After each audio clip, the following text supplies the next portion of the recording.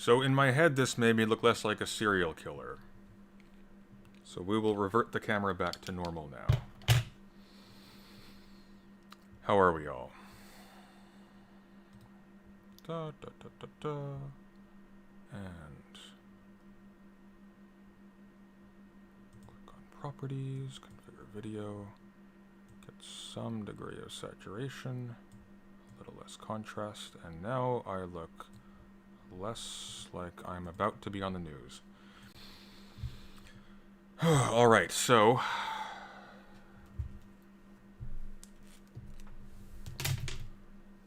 we're looking at a couple things of extraordinary importance. I am, of course, talking about the new Matrix film and the fact that Sargon has apparently deemed fit to respond to it for an hour. I haven't seen that response, but I am terrified. In any case, so I have two things that I wanted to go through today. First is, and then I have an hour-long Fanon stream after this, so that's going to be great. So first, I just wanted to go through the trailer itself, because I have some theories about it, and I just want to point them out. And then we will look at the Sargon video, by the conclusion of which I will probably have an aneurysm. And that's the plan. Does that sound fun? Brilliant. Okay. So we open up YouTube, which is visible, but it's not visible. What on earth? It says it's visible, but it's not there. I guess we click on... Oh, there we are. Alright. I just wanted to look through this quickly, which of course will make this non-monetizable. Not that it matters, because YouTube doesn't pay jack, so we will go through this, and then we'll look at Sargon's response. Does that sound good? Cool. Let's do it. Thomas? You seem particularly triggered right now. Can you tell me what happened? I've had dreams that weren't just dreams.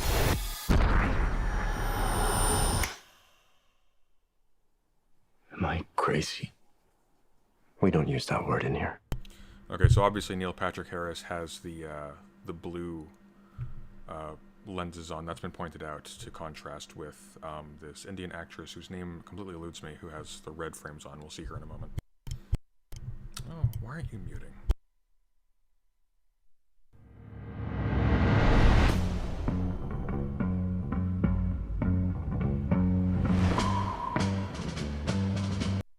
Okay, this is what makes me the most trepidatious about this, because this scene right here is giving me serious Alien Resurrection vibes. Oh god, the title is even similar. I'm okay with the Matrix being a bit tongue-in-cheek. I think that'll be fun if it actually has a sense of humor. But I don't know. See, one of the things that was sort of special about the original Matrix trilogy was its unself-aware pretentiousness, and that was like a part of the appeal. Like, it was definitely pretentious, it was silly, but it wasn't aware of itself, and that made it sort of like it's in its attempt to be highbrow, it ended up being something else that had its own charm about it, sort of like Ayn Rand in a way.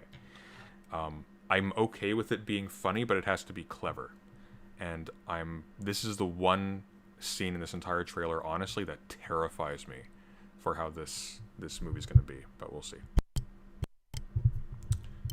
Goodness, this button is sticky.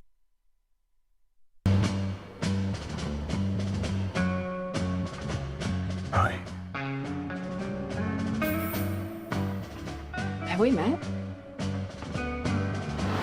One pill makes you larger and one pill makes you small, and the ones that mother gives you don't do anything at all. Go ask Alice. Okay, and this, I predict, is going to be Sati. That's the Indian girl program who the Oracle sort of adopts at the end of the Matrix Revolutions. That's what I'm anticipating. Why does it terrify me? Sorry, the previous bathtub scene? It terrifies me because my worry is that this does more or less what Alien Resurrection does, and it takes a grounded series and it turns it into a joke in order to play up the laughs. Or like a better example would be Thor Ragnarok, which some people found funny, but I just found it to be incredibly lazy because they didn't develop Thor's character. They just kind of turned him into a dumb jock, which he never was. He was a fish out of water because he was from like this high noble society, and he was suddenly being placed into like a modern American context in which, you know, that all just seems sort of ridiculous. My worry here is that this is played off as a joke, and instead of being sort of like clever, like I'm okay with being self-aware and tongue-in-cheek, but I don't want it to reduce to slapstick, right? Like this shouldn't be John Wick in the Matrix.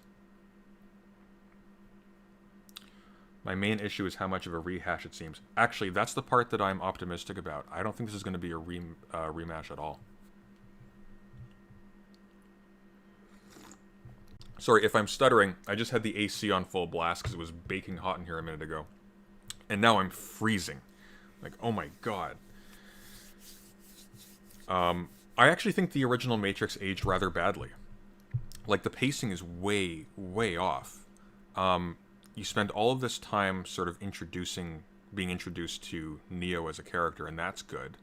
And then by the time he goes to see the Oracle, it's just one fight scene after another, and there's no actual plot development except for he gets magical powers and saves the day at the end. And I wasn't actually fond of that.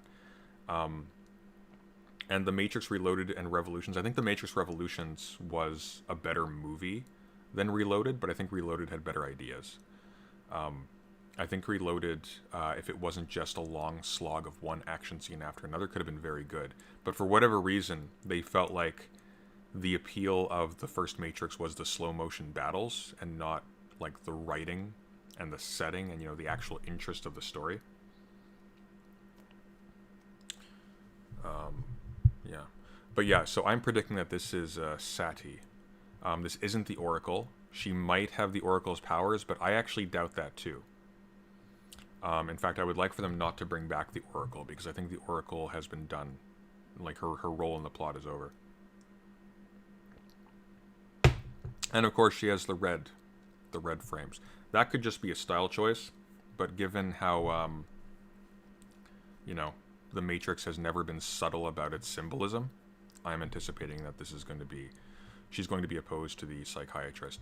Now, we'll see more of this in a bit, but I think what makes me optimistic about this being actually like an innovative development on the original setting is actually to do with the pills still being used. That's the part that makes it seem like it's a rehash of the original. That's the part that tells me this might actually be something fairly distinct. Why are you sticking? When she's 10 feet tall, Time to fly. and chasing rabbits. If you want the truth, Neo, you're going to have to follow me. And you know you're going to fall. The only thing that matters to you is still here. I know it's why you're still fighting and why you will never give up. You don't know me. No? So this is supposed to be Morpheus, and this takes place after the Matrix Revolution, so this can't be Morpheus, because Morpheus, either, if we're going by the canon of the Matrix Online, is dead, or he's simply not that young. So here's where I think that this one is actually going to be pretty interesting. I don't think this is going to be a rehash of the original Matrix, where Neo is just reborn in the Matrix and it just has to go through the motions of the original film. I think what's going to happen is Neo is going to be basically a reconstruction. So at the end of the Matrix Revolutions, instead of going to the source, Neo ends the war and dies, right? But that doesn't by itself terminate the cycle of the one being generated. And so what I think is going to happen is in the new Matrix, that cycle is going to persist. And now you have this sort of remnant of the One still manifesting in the Matrix. And I think what we're going to find is that all of these different people being part of that equation are sort of re-emerging in a new context. At the end of the Matrix Revolutions, there's like that truce between the architect or the machines or whatever and the humans. And I think what that entails is, for people who don't want to leave the Matrix, they can continue to take blue pills over and over again. And they can just live out their day freely as an unwitting subject of the Matrix. And then they have to choose every single night or every single morning to take the pill again. And that's how they sort of maintain their freedom while still being, trapped within the Matrix itself. And that's the basis of the truce. I think every single character we have seen so far has been a program that has no external reality, except for Neo. And here's my theory with this. I think what we're going to find out is that the different versions of the One, which all look like Neo, they have a connection to an actual human being that is hooked up outside of the Matrix. And by the Matrix, I don't just mean the city.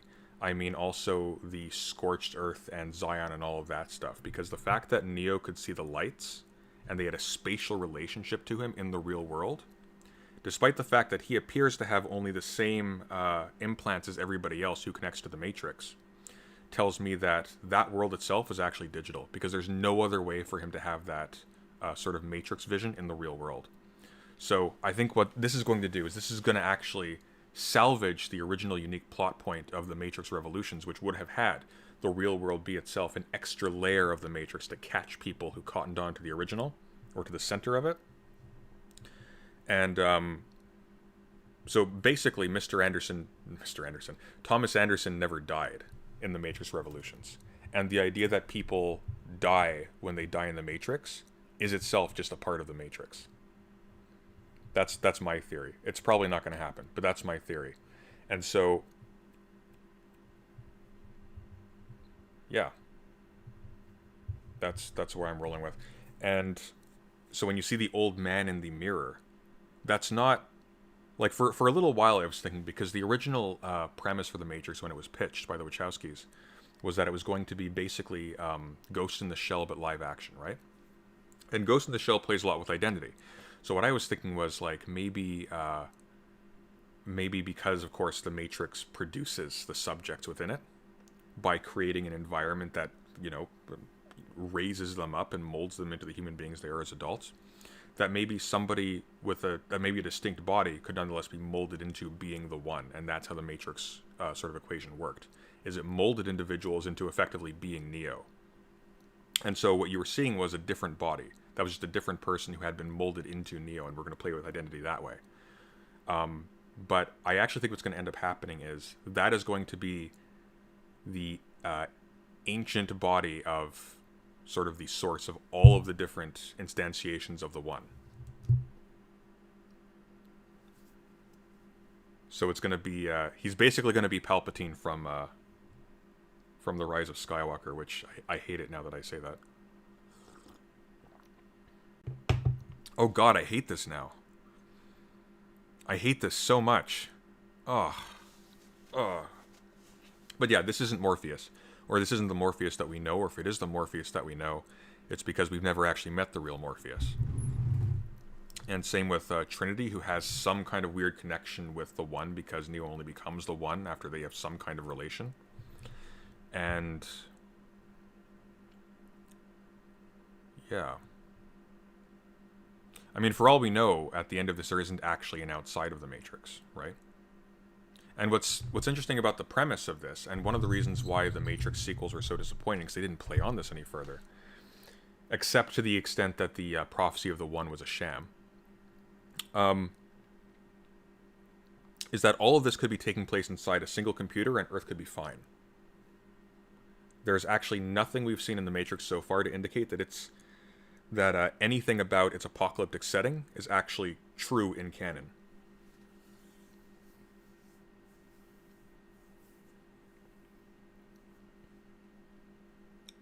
I don't think I don't think Keanu Reeves is a bad actor. I mean, you're. It depends on what he's trying to act as, right? Like, he's definitely not what's his name? He's no Daniel Day-Lewis, but he plays the role that he plays well. I mean, he's sort of like Johnny Depp in that regard. Like, brilliant actor? No, he's kind of okay. But in the right role, he works. I think that's how I would characterize him.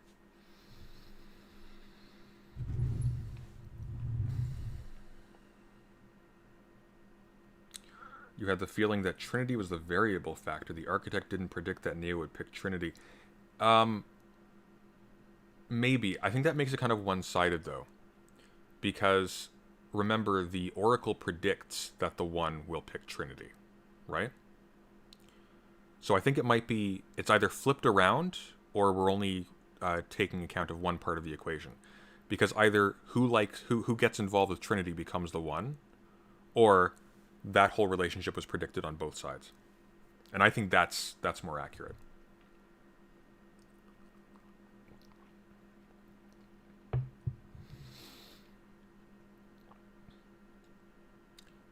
I think the variable was Agent Smith. And actually, that brings me to something else. So when we go back to here, in the mirror, I don't know about you, but there's a faint hint of Hugo Weaving in there. And so here's my prediction. I think that the body that is connected to all of the different instantiations of the One, I think that will be played by Hugo Weaving. I think that's how he's going to factor into this. I think that he's going to be the mirror reflection, because even like the symbolism is kind of obvious. Like, it's the distinction between the One and the many, literally the many. Like, you couldn't be more on the nose than that.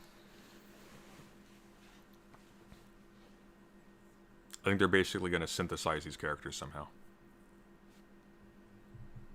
Isn't this written by only one of the sisters? I wasn't aware that it was written by any of the sisters. I thought it was an entirely new director. Let's see. Oh yeah, you're right. From visionary filmmaker Lana Wachowski,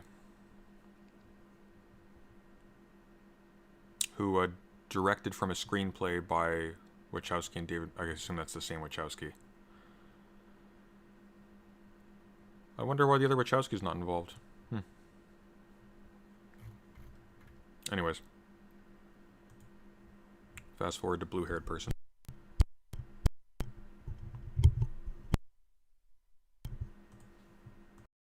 The truth, Neo. You're going to have to follow me.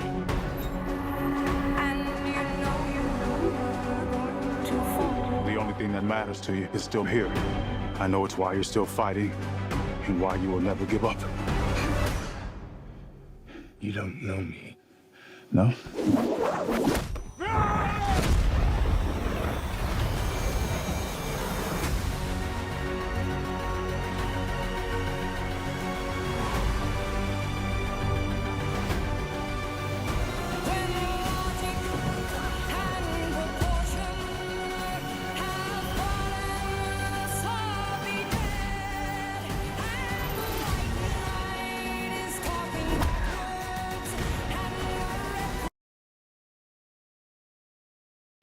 Okay, so this is interesting. First of all, that Trinity looks younger than the Trinity we see in the... well, maybe not. That's kind of hard to tell. But if we go back a little bit... Here we are. What is wrong with this button? So the way this works is I have a mute button on my mic. And when it's red, it's mute. And when it's green, you can hear me. And so to avoid an echo, I mute it. But it's not staying down all the time. Okay, here we are.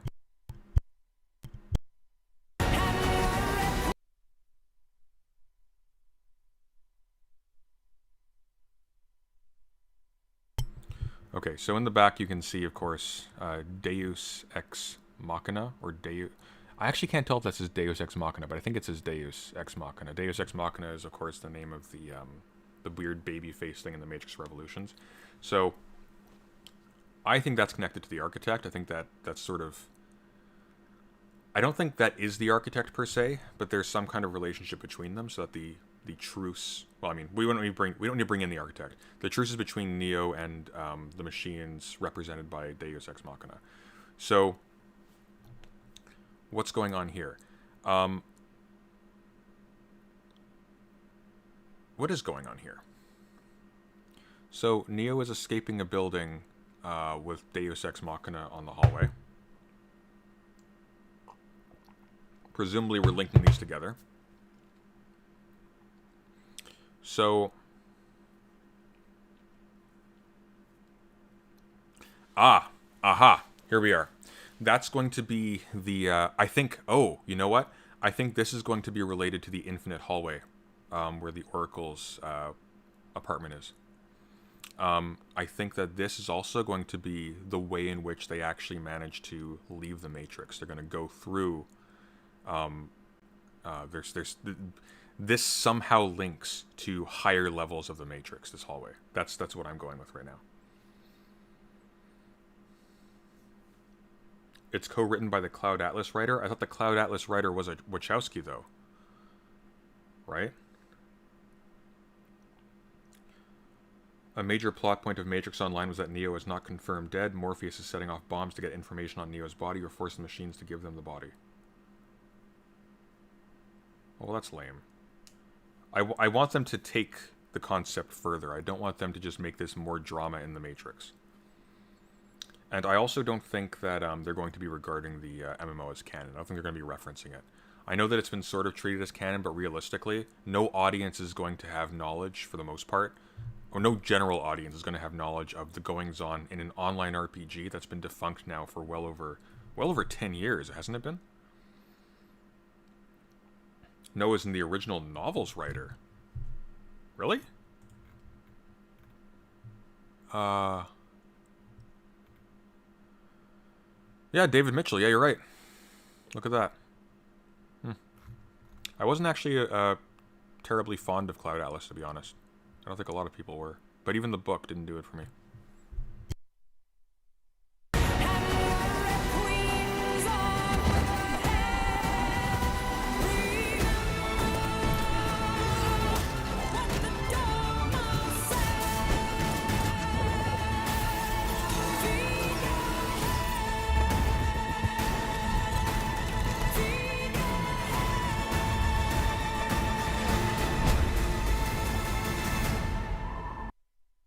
Yeah, see, I don't think, my hope is that this scene is early in the film.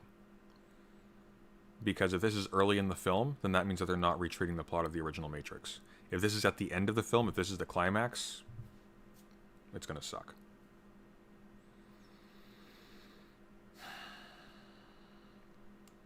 Anyways.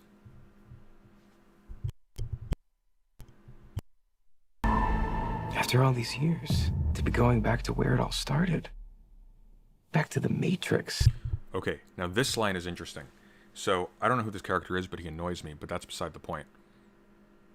To go back to the Matrix. That implies that where they are right now, or where they have been in the past in this trailer, has not necessarily been the Matrix all the way through.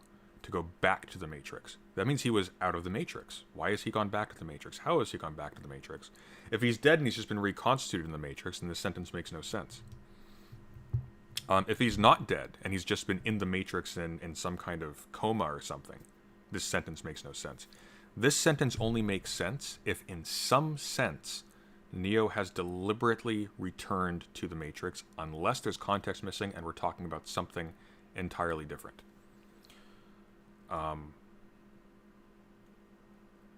That's what I think this refers to.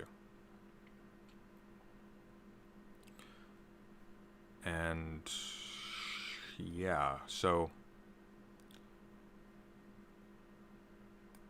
that's where I anticipate this going. I think it's going to be sort of like somewhere in some higher level of the Matrix, there is a Neo that has been hooked up for God knows how long. And his mind is, he's instantiated in lower levels of the Matrix, periodically to be, again, that part of the equation, which maybe reverberates way far out from even the relationship between the machines and Zion.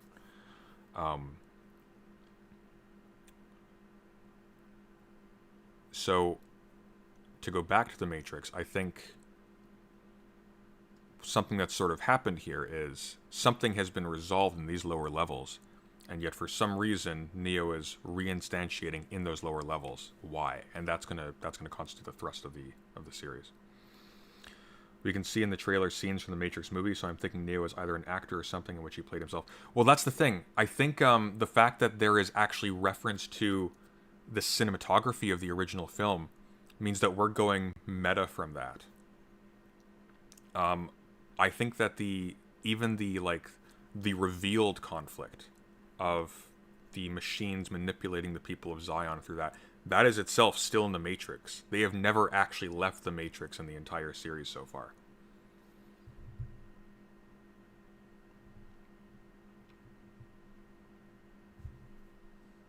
To be fair, we never learn what Neo's deal with the machines was. It could be the revival of himself. No, we do, actually. It's explicit. So, because he supposedly dies after getting infected by Smith, which appears to be the case with everybody else. Except for programs, because Sati is turned into a Smith, and the Oracle is turned into a Smith, and both are alive at the end. However, and I'm disregarding theories that involve Neo's body somehow still being alive, because Trinity's also in this, and she is very dead at this point. So, I think the deal is that the machines will stop killing Zion if he gets rid of the existential threat of Smith, which has infected the whole of the Matrix. Now, here's the interesting question. If Smith is just locked inside of the Matrix, for what do the machines need Neo? And it seems to me that the only explanation can be is that Neo has, shall we say, what's the term?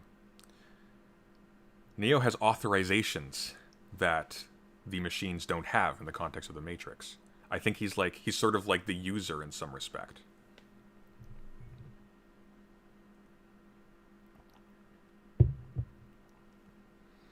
I don't think so. If the architect's plans were to reinstall the Matrix system, Zion and a new Matrix system would be the deliverable. What does Neo get? What does Neo get? Well, Neo's not very smart. Neo gets the security of Zion. That's what the deal was.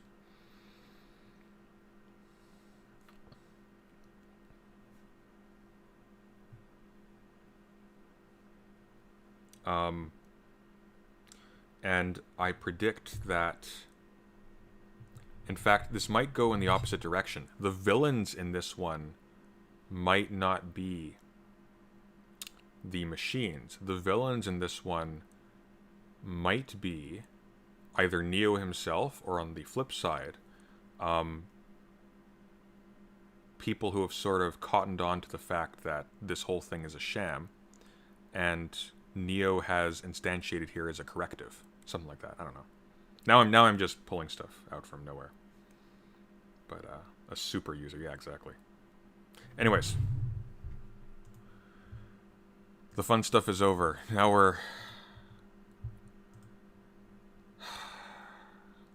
we are cultivating our characters through enduring pain. But in part 2, he puts Trinity above Zion. He changes course at the end. Yeah, because Trinity's dead at that point. Because they crash their ship into the machine core or whatever, and Trinity gets stuck full of wires.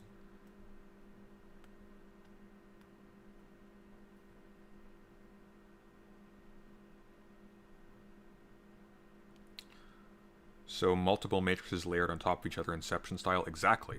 And that was the original plan. That was the original plan for the Matrix 2 and 3. And it sort of was the plan for the Matrix 2, because even though they took away like the real world wasn't inside a computer anymore, they still had it where the relationship between the machines and the people of Zion, despite their belief for the longest time that that was like a life and death struggle, that was contrived. They were still in a matrix, so to speak. It just wasn't like as literal.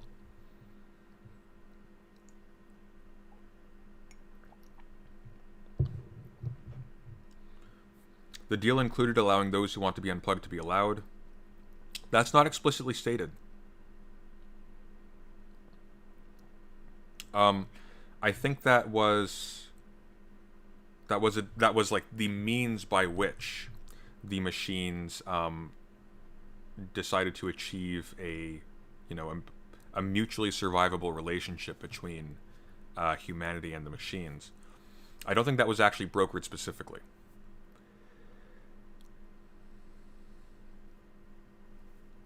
Yeah. Anyways. Who wanted a new Matrix movie? I wanted a new Matrix movie.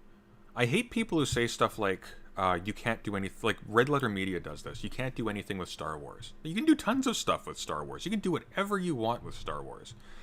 Just because the people who have been at the helm have had no creativity whatsoever or intelligence doesn't mean that you can't do something really amazing with that setting.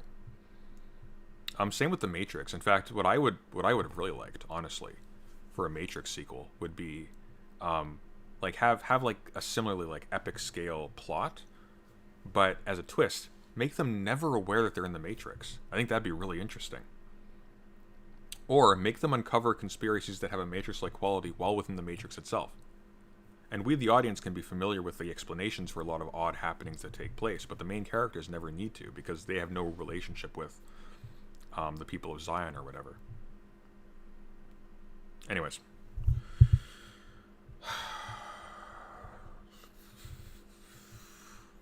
Mr. Benjamin, we missed you. I think I might be live. Way ahead of the chat. Trinity looking like an old man, says Glenn Yarwood. Wow, oh, that's rough, Glenn. You don't know that she didn't transition, because they... That's gross. Real classy way to start, Carl. You know, the Matrix is an allegory for transitioning. Always has been. Certainly wasn't an allegory for anything else. Okay, so again, when this was pitched, it was pitched as Ghost in the Shell, but live action. Those identity questions, those were toned down a lot in the first Matrix film, but that is fundamentally what inspired it. For anyone who's not familiar with the premise of Ghost in the Shell, people have their brains put into cases that can be plugged into bodysuits. And so, like, there was a lot of controversy over Scarlett Johansson playing the Major in the live-action version. That was actually the least controversial thing for me, for the simple reason that in canon, at least in Standalone Complex, it was exactly that scenario. It was a Japanese woman had her brain put into a case, and she preferred American bodies for no reason having anything to do with marketing to a North American audience, I am sure. But in any case, like that's a part of the point, is that we're looking at questions of identity when you have separated yourself from basically all of your external corporeal features.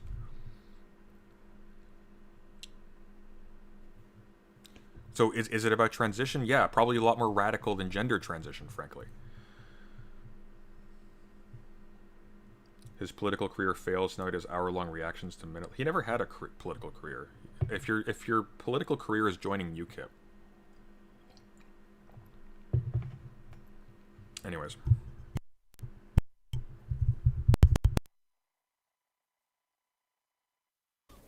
And let me just figure out what I'm supposed to be doing on the back end, because of course these days I don't deal with those things. But he's not looking very healthy, is he? He looked better fat, frankly.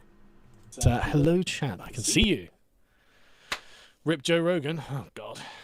Can you work for me? Possibly. Right, okay. How's it going, everyone? 3 p.m. here in California. Well, it's 11 p.m. here in Britain.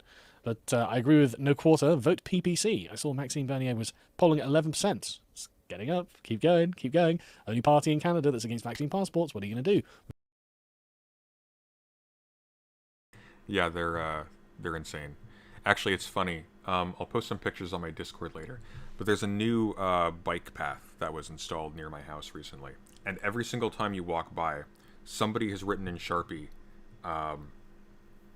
something about that. And it's just been, like, what was it? It was like, say no to vax or something.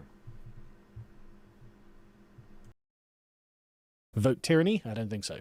Anyway, if I've got anything on my shirt, by the way, I apologise, but I had to feed my son earlier, and he's messy because he's 8 months old, and I had to then pick him up, so never mind. Comes with the territory.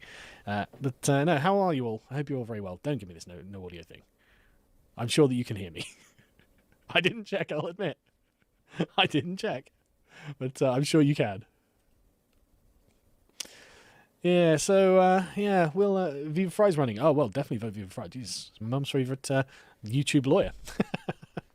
But, yes, I'm glad that you're all voting. But so let's talk about The Matrix. Let's talk about Matrix 4 Resurrections. What a great title. I like the title. Actually, the title's really interesting. So... the second Matrix was called The Matrix Reloaded, and that was referring to, the franchise itself, sort of, right? The Matrix 3 was called Revolutions. That was sort of obvious. It was just, again, there were revolutions taking place in the context of the story, both in the sense of the cyclical destruction of Zion was reaching its head, as well as the fact that that cycle was broken, so you actually had like a literal revolution taking place. Resurrections is interesting. If this was sort of like a cringy reference to the fact that this is a soft reboot, it would be called The Matrix Resurrection or something like that. Resurrections in the plural. That's interesting. That tells me that a major theme is the actual reconstitution of people within the Matrix. And that's going to be a central theme. And that sort of, again, feeds into why I think a major plot point is going to be the relationship between these instantiations in the Matrix and these kind of, like, it's almost Platonic, but like these actual bodies that are anchored outside somewhere. Don't know what happened to 2 and 3. Don't know why we went straight from The Matrix to The Matrix 4. There were no sequels to The Matrix. It's a real shame. Deeply underwhelming response to the massive success of the Matrix film. There should have been sequels. They should have been made. They should have been made in line with the animating principles of what made the original film so great. But for some reason, we just skipped 4. I don't know why. It's really bizarre. It's really peculiar. But thank God, 2 shitty, unbelievably shitty sequels to a brilliant movie were never made. They weren't that bad. There was too much action. It was too much fight scenes and not enough, developing the plot. But I thought the actual twist at the end of The Matrix 2 was very good, and The Matrix 3 resolved them. Like, we have somewhere interesting to go now. Like, it was good how it ended.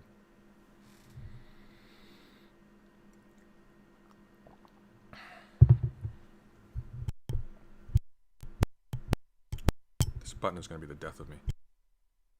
Isn't that lucky? I mean, I would have felt terrible about it, especially as I absolutely adored The Matrix. Adored it. And, paradigm-defining movie back in, 1999 when it was released. I remember I'd literally just gone to university. And, the first couple of months The Matrix came out, we went to see it in the cinema. It was mind-blowing. It's such a good movie. And the allegory that we took from it, the one that in later decades, was it Lily Wachowski or whichever Wachowski it is, they're both transitioned now, incidentally. Weird, isn't it? Both of them happened to transition. Okay, fair enough. The allegory that... Why is this necessary? Like, here's a crazy idea. They're twins. They were raised in the same environment. Maybe they just had that in common.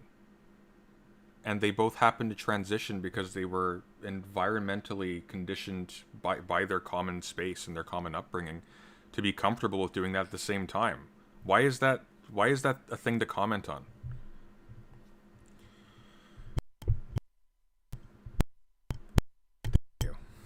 They're saying that it comes from it. Let me just stand. I've got I've got a description here, right? The trans symbolism of the Matrix is easy enough to identify. Neo is living a double life. By day, he's an office drone known as Thomas Anderson. By night, he's a hacker with a name he's chosen for himself. He's troubled by the nagging sensation that there's something is off about the world, but he can't quite put his finger on. In other words, he is suffering from dysphoria. Okay, well, I mean, that's one way of... I mean, that's literally dysphoria, though. It's not gender dysphoria, but it is dysphoria. He had some video a while ago, I think it might have been like 8 months or so, maybe longer, sort of critiquing the idea that the Matrix is about transitioning or something, but it's...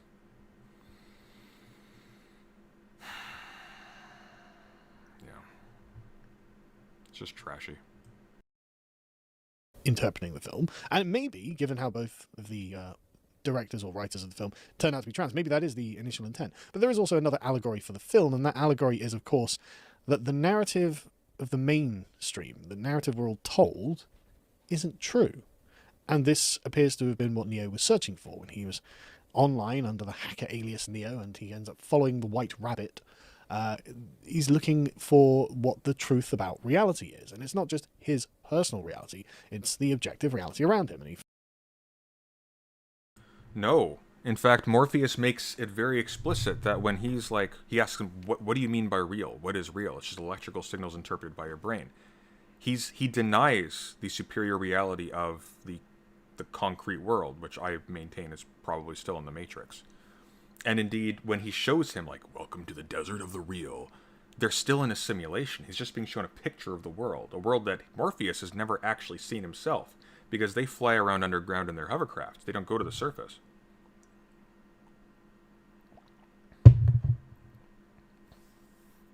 It's not about the narrative you're being told isn't true.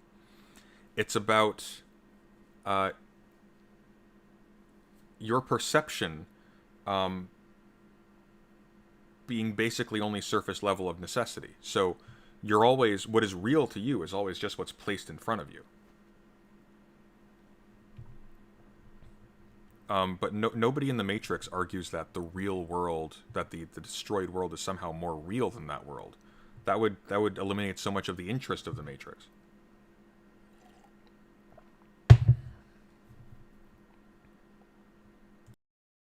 Finds that, of course, he's living in a simulation.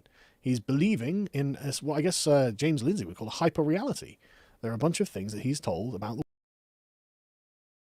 James Lindsay would call it hyper-reality. Was it it was Baudrillard who coined the term hyper-reality, right? I should have had Bunny Tooth on for this. They know more about this than I do. Actually...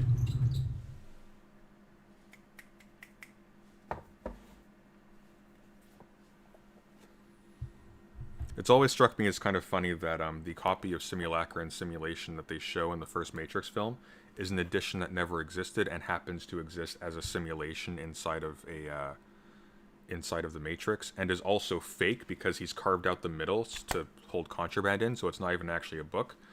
So it is a simulation of a simulation of a simulacra of a simulation of a simulacra and simulation. And I will never stop thinking that's the most clever thing on earth. Sue me.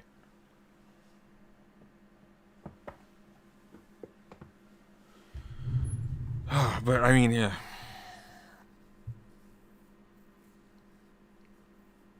I hate this so much. I just hate it.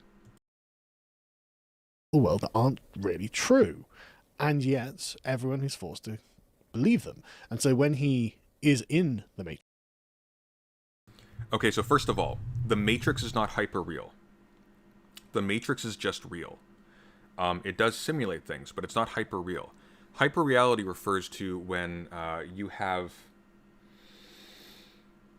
notions that don't have a concrete relation to reality that nevertheless impose themselves upon your perception as if they are equal to or greater than reality itself. We see this a lot in political theory. So, for example, in international relations, we have this methodological statism, this assumption that the field of play, if you will, is constituted of cellular entities called states. And these have peculiar qualities, and they're all in common. And these peculiar qualities lead them to act in certain ways to each other. And we make predictions in the real world based on, well, people do anyways, take advice from people who study this in that frame, and will make decisions based on predictions made from those models, which are not real, and they're extremely historically suspect. And yet, nonetheless, because decisions are being made on those models, they nonetheless influence reality. And reality even conforms to them because we all start playing by the same rules, because this now becomes a technology. That's hyper-reality. It's when something that has like a simulacra is a what is the actual phrasing of it? It's a copy without an original, right? So let's take the international system of states in political theory. That is it when we sort of draw it on a map, that map is postulated to be a copy of the real world in miniature, right? It's sort of a gamification of politics that we can make predictions at the large scale. But it actually doesn't reflect political reality at all, which means that it is a copy of nothing. Sunday's anti-international relations arc. I have videos about this already. I've been anti-international relations as a discipline for the longest time. It is terrible. There is so much wrong with the literature in that field.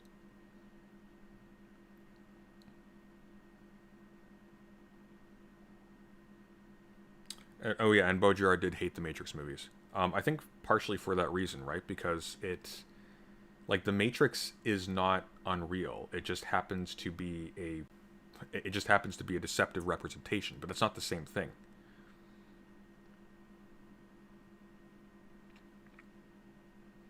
Hyperreality in Baudrillard's terms is essentially a reference that refers to a referent that is uprooted from... Oh, I see you finished that. Okay. Anyways, we'll keep going. Matrix, he has to live by the rules of this reality, as kind of we all do in politically correct spaces. And yet when he's in his, hacker alias of Neo, or he's off and out in the real world, he gets to be the person he actually is and lives a real, authentic life. Yeah, switching your ideology is not the same as... there's no comparison here. Also, I'm sorry, none of these people were pill-popping lefties who just started to notice the seams in the constructed world around them, and then became ardent truth seekers through hard investigation. They already were against. They were already prejudiced against all of this stuff from go, and you can tell in just the spiteful way he just has to bring up the fact that the Wachowski sisters are trans. He just has to. There's no lost love there. He's not oh, I used to be so proud of the Wachowskis for their bravery, but then I started just thinking about it really hard, and I realized this is really terrible. No, that didn't happen.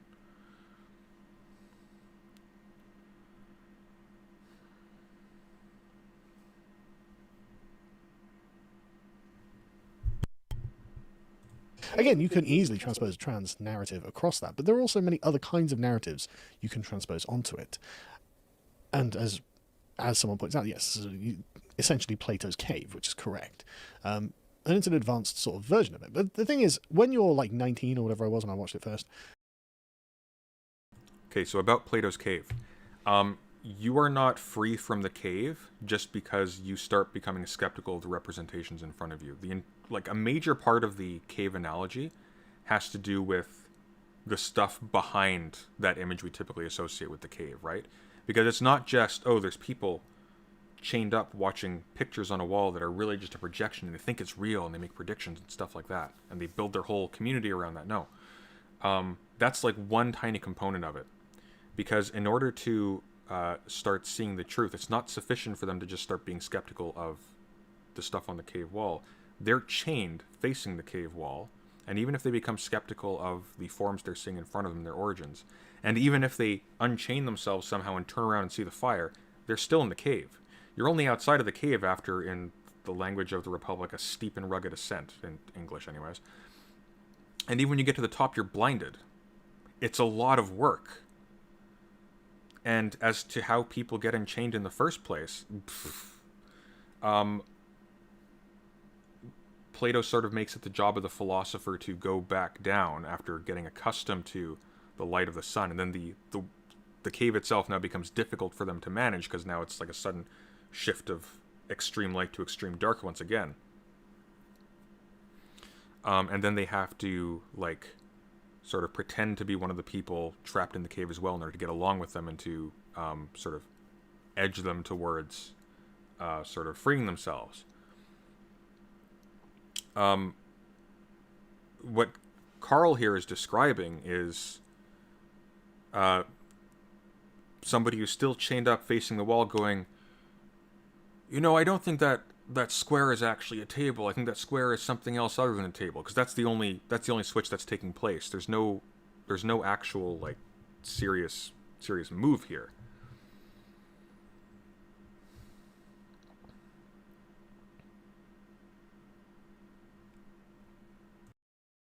It really does open your eyes. You think, okay, actually, maybe it could be that the powers that be are, in fact, creating a narrative about reality that's not true. And the more that time has gone on, the internet has shown us that that's correct, isn't it? We're being told a lot of things that just, I don't think are true. And I think more and more people are becoming aware of these very obvious facts. But anyway, this isn't the stream to talk about those things. This is just... It's also worth pointing out that Neo is never actually told a narrative in the Matrix. Never. He works a job. He's just been born. He works a job. He feeds himself. In a situation in which we learn that if he doesn't do so, he will die in a very real sense. So he's not actually being fed a lie at all, or a narrative. It happens to be the case that there are layers of his world that he is unaware of, and that's it. There's no deception. Even like Smith, when he's interrogating Morpheus or when he's talking to Neo, he's perfectly candid about the fact that, you're under our thumb. This is there's something going on here, because like even when he bugs him, right? He didn't have to do so in such a violent way. We can bug people today without having giant like mechanical insects crawl into their belly buttons, right? So. And when he's interrogating Morpheus, he explains like the history of the Matrix to him. Like there's no secret. What it is people are kept in place cooperating simply by power. There's no lie. And there's no analogy here with what I almost called him Carlgon, with what Sargon is saying. Certainly not with any of his experience. And indeed, like when you look at the kinds of things these people will offer in opposition to what they characterize as trans ideology or something, it'll typically be some completely unreflected upon proclamation about human nature or something. Like not the product of interrogation, not the product of skepticism or scrutiny. It's getting hot in here again. Let's turn it back on. Like it's... He doesn't need... Oh, that's way too loud. Let's turn that... Nope. There we go. Give me 1 sec. There we go. That's better. That's why Baudrillard loves talking about the genetic code. Sociality acts like a gene that only wishes to perpetuate itself in that way. That's interesting. Yeah, like, okay, so when Sargon talks about human nature, when people sort of in that sphere talk about things like human nature and oppose this to sort of left-wing theories that they consider to be nonsensical, they're taking a holdover from the world that those people are criticizing. They're the blue pills. Sargon is the blue pill in this analogy. He's the armed guard in the bank that will react violently to protect an environment that he is comfortable in, or he will cooperate with it because it makes him money, which it does now. just, why The Matrix was such a paradigm-defining film. And, of course, there are a bunch of other things. Now, The Matrix wasn't the first to invent bullet time, as I understand it, but it was the first to really popularize it. It used it in an incredibly effective way. Like, I'm no film critic, but it was very obvious that this was something revolutionary. And it had style. It had weight. It had gravitas. It had a story it was trying to tell. It had a purpose for being. There was a reason that you would easily get sucked in to the action, the symbolism, the drama of what it was to discover and go down the rabbit hole and find out what the Matrix was. Yeah, and it's a massive diversion. Like, you can sort of see the irony here a little bit. And one of the reasons why somebody like Baudrillard would have hated the Matrix, precisely for that reason. Because it actually makes you extremely uncritical. It makes you fixated on a particular kind of illusion so that you are not paying attention to much more efficacious ones in actual everyday life. What if you take both pills? You get a profoundly bad case of diarrhea, I think. I think it's what Zizek calls Hegelian shitting in The Sublime Object of Ideology. And so there was all of this mystery. There was a second world that you were being introduced to from the mundanity of Neo's office life. And again, the mundanity of it, living in a corporate life. It's the same sort of feeling that Fight Club gives you. It's the same sort of ethos that it's tapping into. Like, there is more to life than just being a corporate drone behind a desk, and I punched my time clock in the world of sitting in sterile offices, just filling out TPS reports, By the way, why I'm hopeful that this new Matrix film will sort of take us out of the premise of The Matrix Reloaded and The Matrix 3, where it's like there's a real world with the machines versus Zion, then there's The Matrix, which is contained away from that. Why I think that it's all The Matrix, and why I think that'll be really interesting.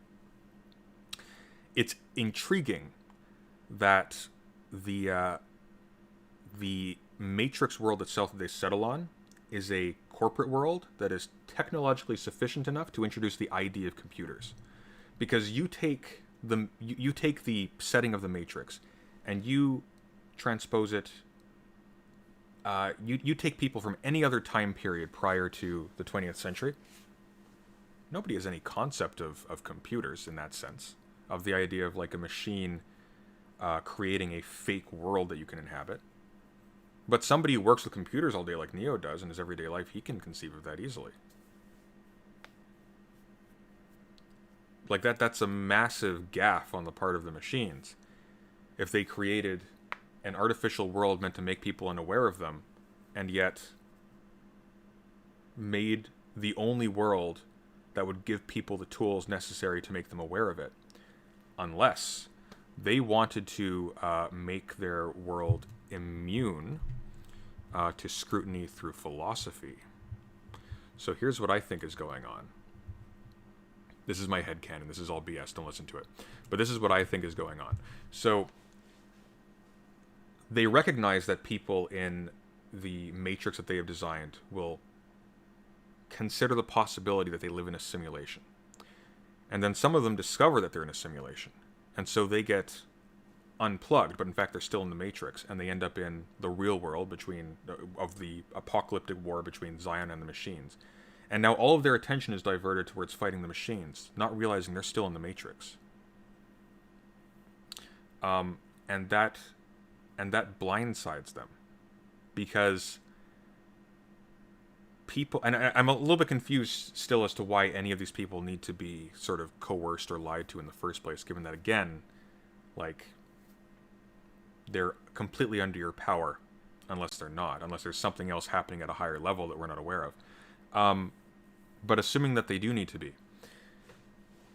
having them concerned about that particular kind of falsehood will make them not pay attention to other ones. And so they won't start conceiving of the possibility that maybe even when they're unplugged, they're still not unplugged. Like maybe this goes a whole lot. Yeah, exactly. It's a built-in failsafe mechanism. Because of course, Plato thought of the cave thousands of years before anyone thought of a computer. And yet it's identical. It's the same kind of thing. Like, Plato could escape the Matrix, potentially. But can Thomas Anderson, who's now been convinced that he's seen the light because he got taken through a mirror and was shown that he was just living in a video game? Maybe not.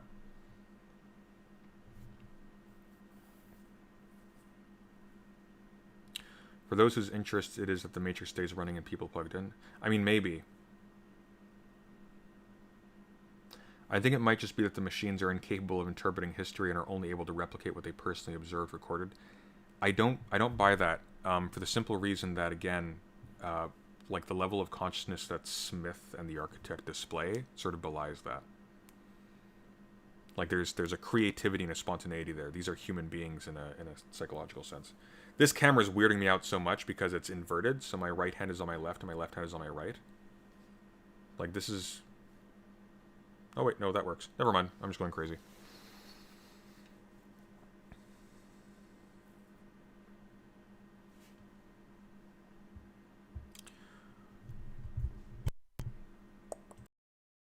That was 15 years of my life after I left university that I'll never get back, and hopefully, God willing, I'll never go back to. So for those folks who are still, plugging in and doing your goddamn drone jobs, well, best of luck, lads. Good luck. I hope you manage to get out of that at some point and find something you find fulfilling. That's what we all need to do, I think. Yeah, and actually, that's also genius in and of itself. It seems contradictory at first, because you create a scenario in which people are aware of simulations and desperately want to escape. They're tired and they want to escape. Now that might seem to prime somebody to be extremely skeptical of what's around them and to be willing to revolt against the system, right? But if they're still in the system when they escape the center of the Matrix, then what you've actually done is you've supplied them with all the key ingredients to make them so euphoric about their escape that they don't want to search anymore, because they've experienced like freedom. They don't want to start looking for like more and more levels to this, right?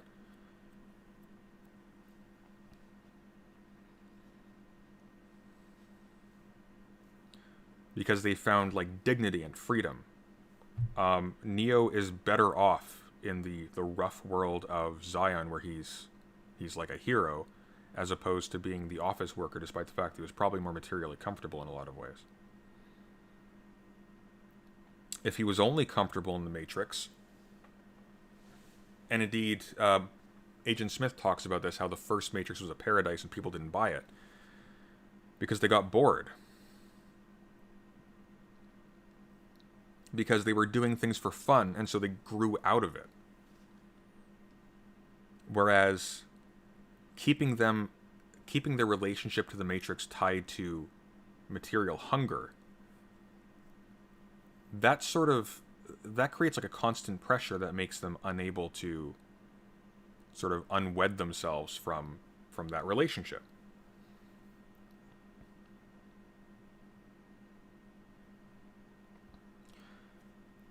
Being able to distinguish between the two levels of reality may be a distraction. From what I understand, Baudrillard thought that the real crisis was the inability to distinguish.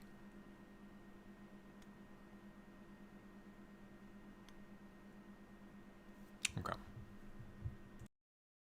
But yeah, so the point is that there was a need for it, right? Because in the sort of late 90s, early 2000s, you'd had about 20 years of this sort of modern way of doing things, where computers had become the norm and paper was on its way out and the internet was just coming around. You had fax machines, and so you had this more interconnected world of people in boring office jobs, and it was all becoming very much, how to describe it, kind of anti-human.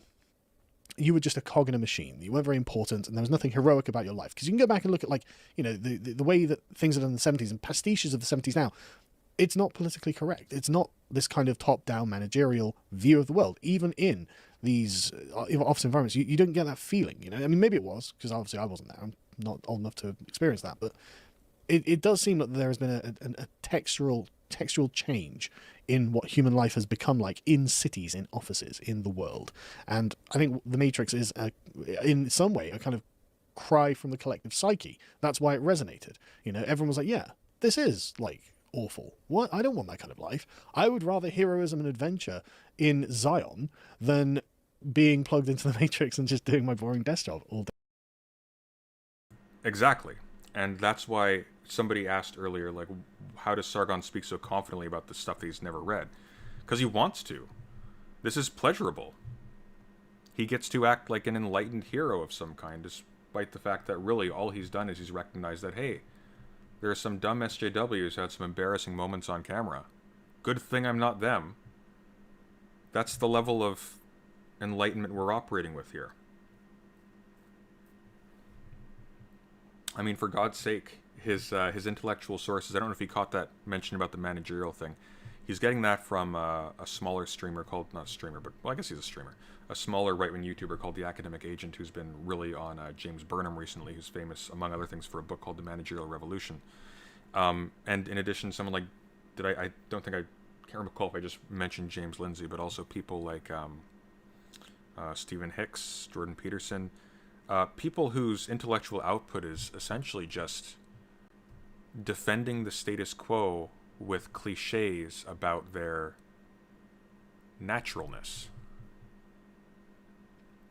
Or cliches about the naturalness of sort of the ideological components of how we tend to be raised to conceive of the modern world, or of the human being, or of what like a good life is, or what good is, or what justice is, or something like that. Like even justice as a concept, this idea of there being some kind of order to which the world can be arranged, and that it's actually proper to be arranged in that way.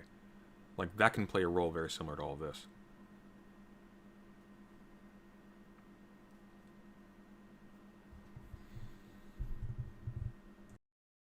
Day every day, and I think that's one of the reasons why it resonated. But anyway, so the question I guess is, who wanted a new Matrix movie? Hands up in the chat. Who wanted a new Matrix movie? Who asked for this? Like, and I don't just say this is a cynical cash grab, even though it clearly is. Who asked for this? What's the point in this? You know, what sort of deep cultural need are they going to be speaking to with this? Because, like, give the Matrix its due.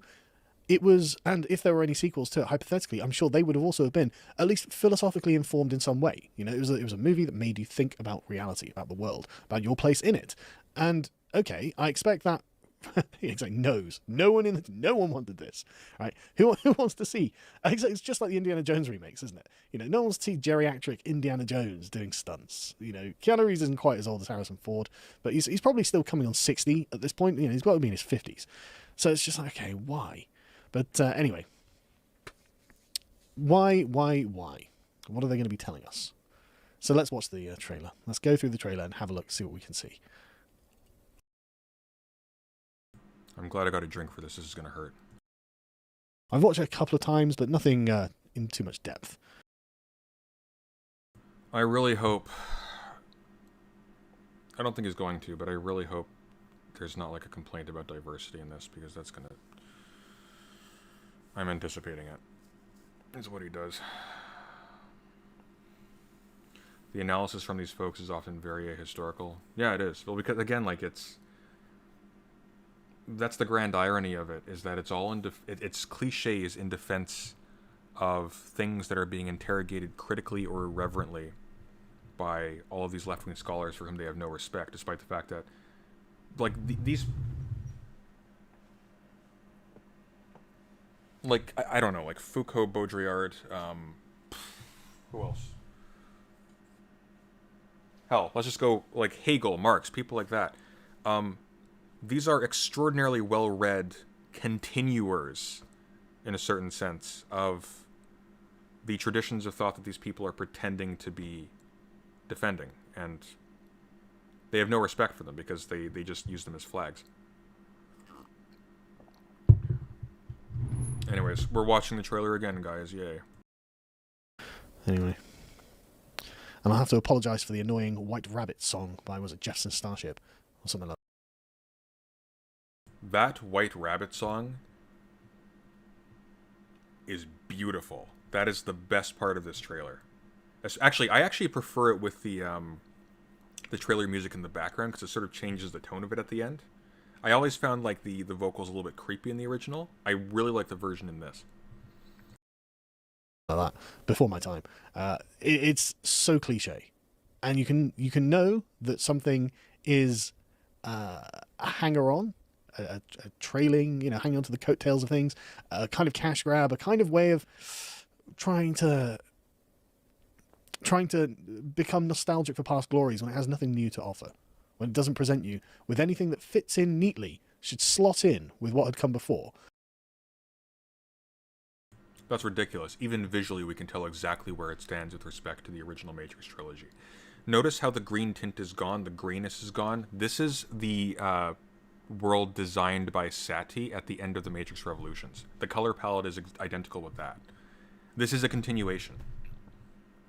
And it takes into account what came before. That's why I'm optimistic about this. But yeah, Sargon has no taste in music, apparently. And then you build onto that and slot in onto that and then slot in onto that. But everything that slots into the new thing is new itself. It's something original, something that you've created, and it fits because it fits with all of the previous things that have come before. And I just didn't get that from this. But let's watch it. Thomas, you seem particularly triggered right now. Can you tell me what happened? No. That was another thing I forgot. This is going to be insufferably woke. He said the word triggered. That's woke. Like, he knows that that refers originally to veterans, right? To people who are suffering from PTSD, from war. It's not exactly like a flaky left-wing college thing in its origins. What happened was we started to recognize that a bunch of stuff can cause PTSD. And you don't start disregarding the symptoms of an illness because you have less respect for the cause. That's stupid. I'm particularly triggered by the use of the term triggered. I suppose in California they probably actually unironically do use the term triggered. Like, cringe. Yes, it is. It is quite cringe. Thank you. He actually was triggered by the word triggered. I mean, I guess they do. Anyway. I've had dreams that weren't just dreams. I didn't note this before. That scene when he's walking down like this Matrix Code city, that should only be visible from his vantage. That should not be something you can see in the third person. So that sort of again signals to me that we're taking a meta stance in this movie compared to the previous ones. Right. So he is seeing what I'm guessing is sort of like, I don't know, memories of his past life or something, or his youth in the Matrix, and somehow he's back in the Matrix. Obviously, we don't know how, but these are appearing as dreams to him, and he's having therapy over it. Okay. Am I crazy? We don't use that word in here. Okay, but the point is he crazy? Yeah, but he's a therapist, and a therapist is not going to stigmatize their patient, right? That's the point. Like, he's asking, is he crazy? Well, obviously he's not crazy. He's asking questions about, whether or not he can trust his senses and whatnot. That's not something a crazy person would do, as we generally construe the meaning of that term in the context of a scene like this.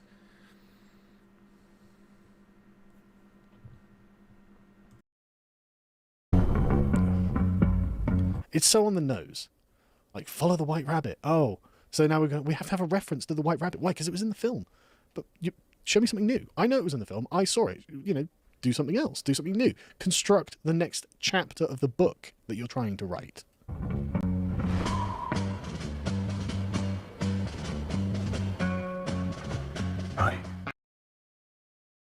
If it's the next chapter of a book, that means it's going to have continuation with what came before. Like, maybe that's a part of the story. In fact, I think it's kind of interesting that Sati, who I think is Sati, is holding a copy of Alice in Wonderland, because that actually made me think for a bit initially that maybe this is actually Morpheus. So I speculated that Morpheus could be himself a simulation. In fact, I think it's almost inevitable that he's a simulation inside this story. Because, of course, he's de-aged considerably. So, it's also distinctly possible that he takes on the form of a woman in certain cases, right? Or that something else is taking on the form of Morpheus and the woman.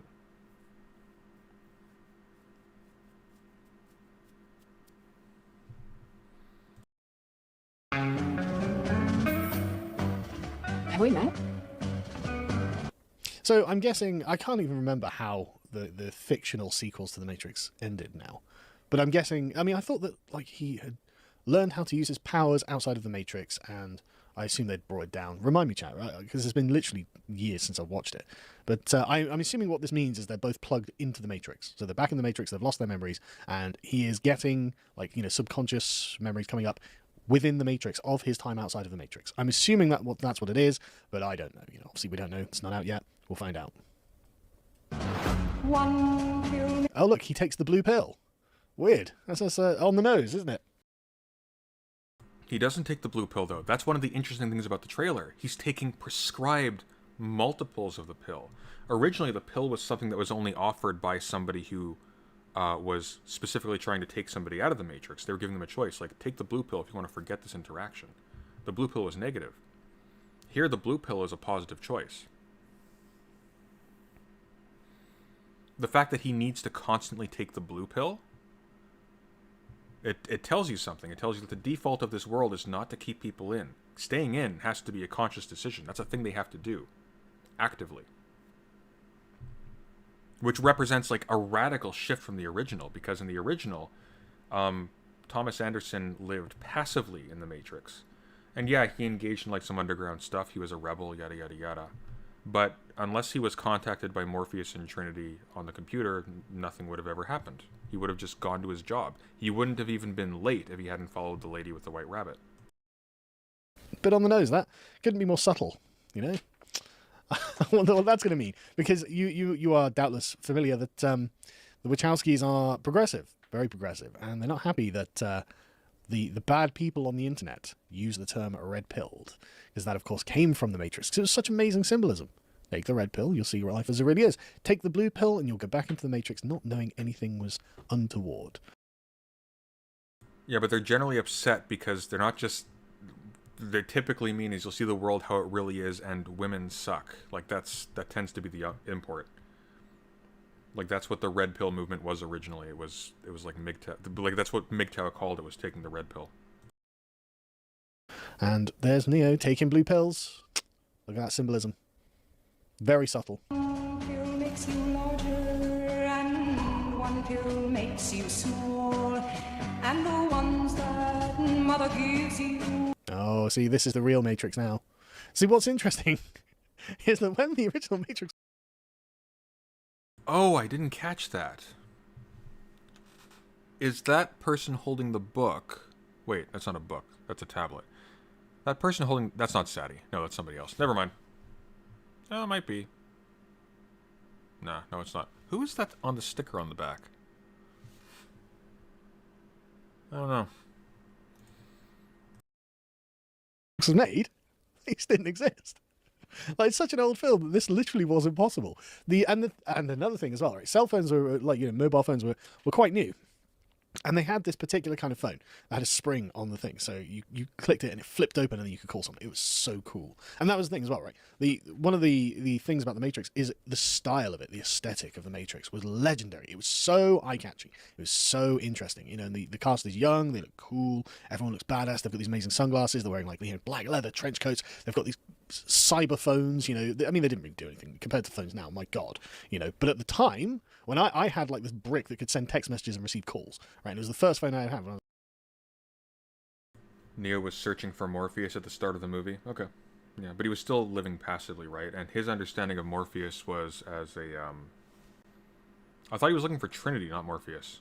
I could be wrong. But he understood them as being, he understood them as being basically just terrorists and hackers and whatnot. He didn't think that they lived in a different reality, right? So he was still living passively inside his world. Like, that's functionally identical to him selling whatever it was he was selling to that guy who comes to his door in the first scene. Or the second scene, I suppose. I'm going to be right back. Just hang on one sec.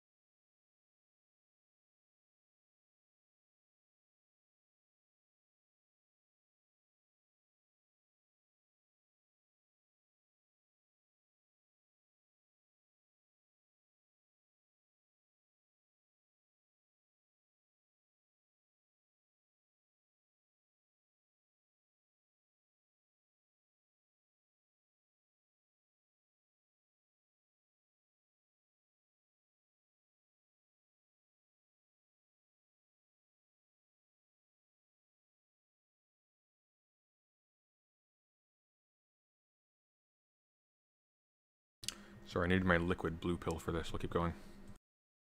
I was like 19 girls to university, and it was this big blue brick, basically. And phones now are just so incredible. Like the technology was a part of the Matrix's appeal and charm back when it first came out. Now, your children play on technology that massively supersedes anything that was had then. And so, yeah, like, anyway, it's just interesting how things have evolved. But yes, you can see this is not exactly subtle. Oh god, the blue pearls. Oh god.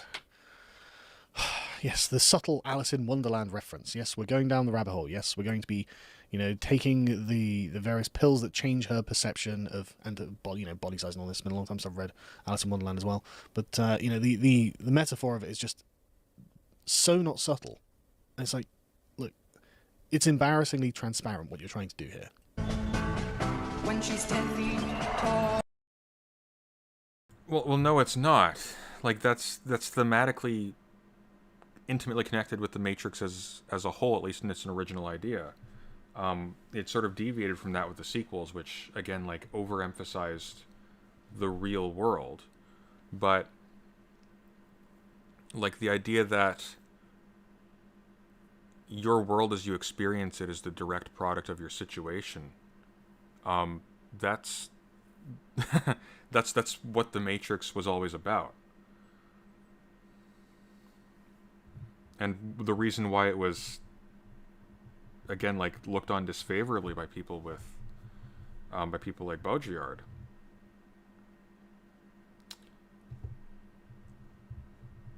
is precisely because it elided the actual, like, situational, I guess, situationally derived illusions that we live in without this fictional sort of computerized game world around us.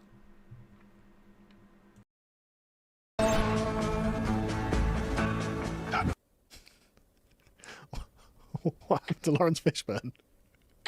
I mean, he got very old, obviously, because everyone got very old. And that's, again, another problem with 20 years later. We're going to remake or make another sequel to this film that nobody wanted. So, yeah, but they're all old now. They're venerable. Like, yeah, but they brought back Trinity, and Lawrence Fishburne looks fine. Like, he was in John Wick. In fact, they even made a point of sort of connecting him and Keanu Reeves as, like, a homage.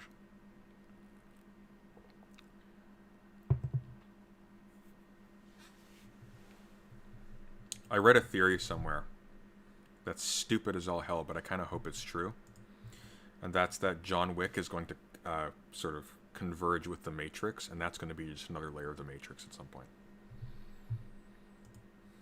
At some point in John Wick 4, what's his name? The pigeon guy is going to offer John Wick the red pill. Like, they should be doing films where they have venerable positions. I mean, maybe I'm going way overboard. Maybe this is totally cynical on my part, and if it is, I will be happy to say, well, hey, I was wrong. I shouldn't have been cynical. They did a great job, and they may well have done a great job. But again, why? Why have we got some other guy playing what appears to be Morpheus? Why do you need Morpheus? We've told that story. We've seen that film. Tell us something new. Again, we're bringing back Neo, despite the fact that he's bodily dead. We're bringing back Trinity despite the fact that she's bodily dead. Maybe we're not actually bringing back Morpheus. Maybe the role of Morpheus in the first trilogy is being reconstrued.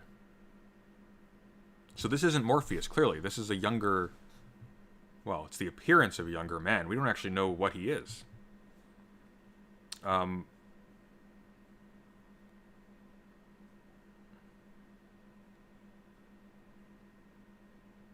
This is just silly. Like, have some creativity, Carl. And it's not even the world's worst premise either. Is it like, for somehow, Trinity and Neo actually got conquered by the machines, plugged back into the Matrix. Okay. What now? Oh, Morpheus again. No, give over. Come on. Do something original. But instead, what do we get? Morpheus with the red pill. Ooh. Fly. Well, at least he took the red pill that time. At least he's not still taking blue pills. If you want the truth, Neo. Follow the White Rabbit. I know how that goes. I've seen this movie. Like, Neo looking confused. Again, it's like nothing new. Because that's the thing. In the original Matrix, like in the film, like he does nothing. He's constantly the creature of other people that he's chasing around, right? Until the very end where he's Okay, so again, we are assuming that because he encounters someone with a white rabbit tattoo, and this person appears to be operating in a similar capacity to Trinity at the beginning of the Matrix 1, that therefore these are identical characters. These are foils to each other. But what might actually be happening is Neo is being misled, and these resistance characters are actually effectively common to agents as well. Like, we're assuming so much about the actual relations between the characters based only on these decontextualized depictions. For all we know, the agents in this could be neutral or positive characters. Like, we actually don't know, for example, if the machines are benign in this setting, which is a distinct possibility, given again, it appears from the need to be prescribed and to self-administer blue pills on the regular, that the Matrix itself now bends people towards being skeptical of their surroundings. Otherwise, they wouldn't because Neo doesn't take blue pills in the first one. He's never seen the pills in his life. Like, people stop taking pills for all sorts of reasons, even in everyday life, or they forget to. The fact that he is now required to physically choose to ingest, not physically choose, but to choose to ingest blue pills on the regular in order to maintain the illusion, says that there's something about this world that for whatever reason values his freedom. So it's distinctly possible that the agents in this particular case are actually fighting against some extrinsic element that is being represented by some resistance fighters, or the image of these resistance fighters, including a fake Morpheus, who are trying to do something that would result in the re-enslavement of humanity, or some kind of hindrance to something that Neo's trying to do. Like, we don't know that these are the good guys. We don't. Like, he could be lied to. And this could be like a massive blindside. And that'd be really interesting.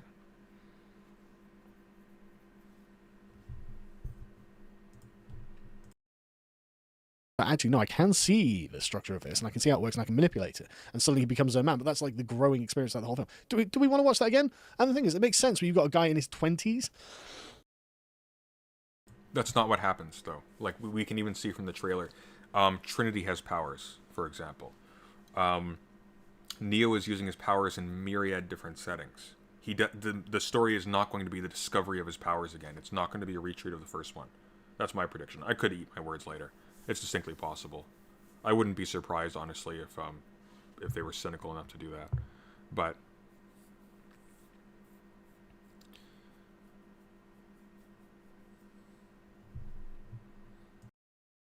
But when you've got a guy who's like in his 50s, does that make sense? You're going to have to follow me. he's in the Matrix. Who cares if he's in his 50s? His body isn't real. In fact, we've never seen Neo's actual body, potentially, if indeed it turns out that the real world was actually just another layer of the Matrix. The only thing that matters to you is still here. I know it's... See, this makes me suspicious of these characters because they're in a... See, in the original, they were in like a dark room, right? A dark, depressing, dreary room when he gets offered the pills. In this one, he appears to be being led along to a bunch of these golden, well-lit, beautiful rooms. And everybody's super welcoming and attractive, yada, yada, yada. He's not being picked up violently by people in a car like he is in The Matrix 1. He's not being cryptically communicated with on a computer. He's being taken by the hand into glowing doors and being shown, this is the real world. And the characters he's meeting are now generic. They are generic representations of the kinds of characters he interacted with in the previous episodes. So I think this is going to be a blindside. I think that these characters are going to be villains by the end of it. It's why you're still fighting and why you will never give up. Okay, right. Not thrilled with any of this, right? So this isn't cool anymore. Exactly. Like a bright golden restaurant.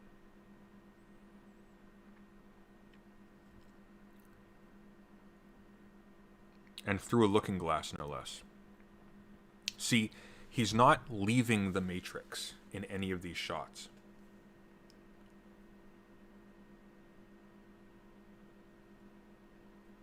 And in fact, when we see him outside of the Matrix, and by the way, when we see him outside of the Matrix, we don't see the body in the mirror, so that is still distant, which again makes me think that the real world is not the real world. He is not being picked up by a hovercraft. In fact, I don't think we ever actually see the interior of a hovercraft. We do see a hovercraft. We see them, like, trying to reach at each other while being attacked by sentinels in water. Whereas originally they were just flushed down and discarded and they were picked up in the trash, right? You should do a review after it comes out? Yeah, I probably will.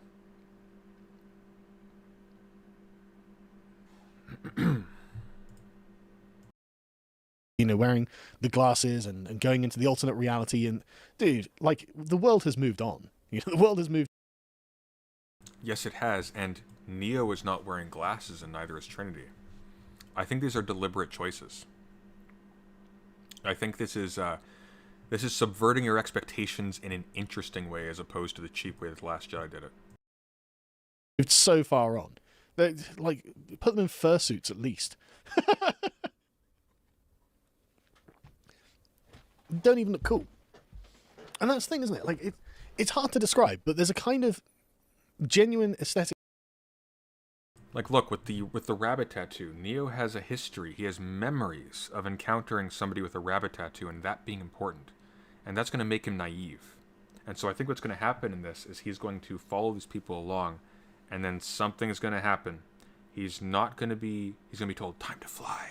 And it's going to be like in one of those 90s dramas where, you know, this character gets taken in by these, like, edgy but cool and seemingly benign characters that eventually give him a substance, or give her a substance, that suddenly they decide, well, actually, hang on, wait a sec, your story doesn't add up. I'm not sure I want to take this. And then they try to force it down their throat, right? That's what I think is going to happen. I think he's going to be led along by these people, similar to the first movie, and then it's going to change. And I have a suspicion that character at the end who's like, you're coming back to the Matrix, or whatever he says. I think that is going to be, the twist is, that's a good guy, and the agents are sort of positive guardians of the system at this point. They aren't evil anymore, because they never were actually evil. They had a function, right? And if the function of the Matrix has changed to give people freedom of choice, which by the end of Revolutions it had, and which the need to take prescription pills indicates is still the case, then the agents aren't anti-human in the context of this story. They're just guardians of this world. So, like, we're seeing them, like, being chased by the agents. Maybe this is after them attempting to basically force-feed Neo a pill that does not do what they say it will do. And when he says, like, time to fly, he's being enticing. He's not saying, like when Morpheus in the original Matrix says, remember, all I can offer you is the truth, nothing more. He tempers his expectations. He's pessimistic. He's like, look, I can give you a glimpse into something that appears to be reality, into a really hard world that we don't fully understand either, but, you know, we'll share with you what we know. Or you can go back to your life and pretend none of this happened and you'll be happy, right? This Morpheus doesn't say, take this pill and I can show you the truth, or I can show you how deep the rabbit hole goes. This Morpheus says, take this pill and it's time to fly. That's creepy. Like he's selling him something. And that's very different, because the Morpheus of the original film didn't sell Neo anything. Neo wanted what he offered to the extent that he was willing to accept an offer with obvious and explicit caveats. All I'm offering is the truth, nothing more. I'm not offering happiness or salvation from misery. In fact, maybe this comes with death, and indeed it does. Or so we think. That's, I think, what's going on. That's what I think is going on. I don't think these characters that we're seeing here, I think the formulaicness of it, I think that's deliberate. Big problem with using young people from California these days. Like, they all look like they're just made of clay, like made of plasticine, and you can push them over. They're made of nothing. These people have never had hardship in their entire life, and it shows on their face. And so it's like, oh, I'm an edgy, cool, hitman. Just to be clear, Sargon was a failed game developer who started making anti-SJW videos on YouTube, and he got thin after a few years. Like, this is not the weathered face of a war veteran. Assassin. It's like, no, you're not. You're obviously not. You're obviously an actress. You do not convince me of you playing the part. I mean, listen to the. First of all, they're in the Matrix. Secondly, like, everybody in the original trilogy looked like a model. Like, basically everybody. Except for the agents, who looked offensively bland, which was the point. The delivery of the line here.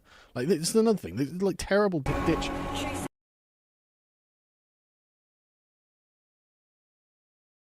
Like, look at her face. Let's see if I can skip back without going too far.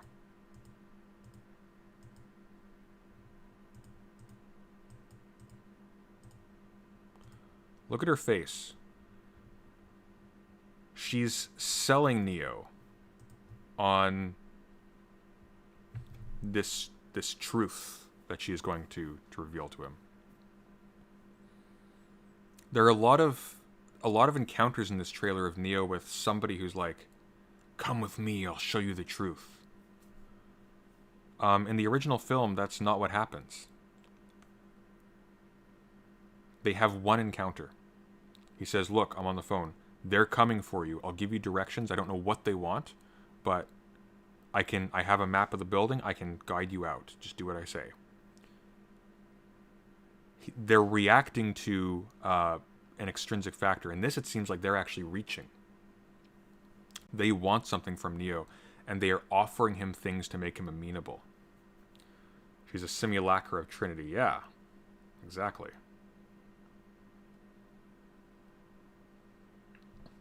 Like, the therapist might... Like, we may expect the therapist is going to be the villain in this, right? He's going to be like, "Wait, why are you giving me these pills? I look in the mirror and I see somebody else. When I don't take the pills, I see... Am I going crazy? Like, what? Can I trust you?" And then there's a fight scene where the therapist tries to force the pills down his throat. But the therapist has only prescribed the pills. Maybe the interest of this film is going to be the reverse. The red pill is now being deployed maliciously. Maybe. Assuming it's the same thing. Like, there's no guarantee that the content of a red pill is identical just because it's in the Matrix, right? Things can be disguised even within the Matrix.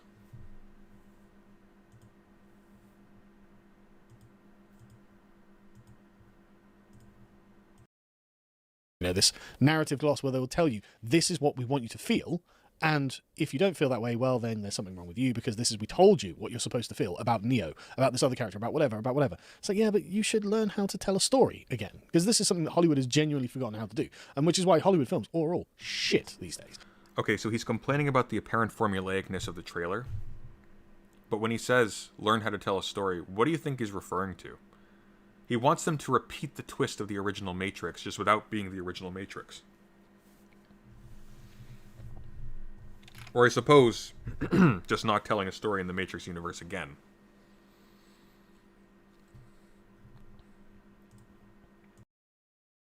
What was the last Hollywood film you were excited to see? I mean, the last one I enjoyed was Joker, and that's because that was clearly made as a protest. Oh, well, let's think about this for a second. War for the Planet of the Apes was very good. Endgame was disappointing. Infinity War actually was pretty solid, minus a few plot contrivances that I would have switched out. Far From Home, the Spider-Man movie, was very good. There's good stuff that comes out. What Hollywood is and has become. Hello, I'm gonna make a. Hey, Dune. Dune looks amazing. Learn how to stop being formulaic and write a story by using a 3-act structure. Exactly. Film about incel uprisings, you know. Oh yeah, but Hollywood's thrilled about that. But it resonated with people, didn't it? That's the thing. $1 billion for a goddamn cheapo film resonated with people. Why? Because it's authenticity. All of it's about authenticity, and Hollywood is not authentic. The people making the movies are not authentically good. The stories they are telling are not authentically interesting, and the actors themselves, well, probably either paedophiles or have been diddled by pedos, because we can see the outgrowth of all the Me Too's and the Harvey Weinsteins and the Kevin Spaceys and all of this. We know that Hollywood is a gross place full of gross people.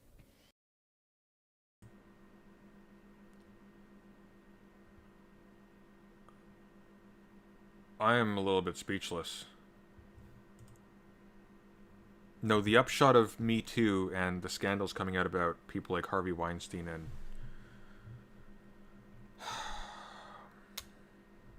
Kevin Spacey, the implication is not that everyone in Hollywood is a pedophile or has been molested by pedophiles. The implication is that there is a culture that allows this stuff to go on, and that should be addressed. There's no reason to think that every actor in this film is being abused, or is only there because they're being abused. That's disgusting. No, Sargon is not pro-Me Too. In fact, Sargon would loop in that rampant pedophilia in Hollywood with the tendency of Hollywood to supposedly promote a left-wing agenda, which it really doesn't. It promotes a left-wing agenda in the same way that, you know, The Matrix promotes Baudrillard or something.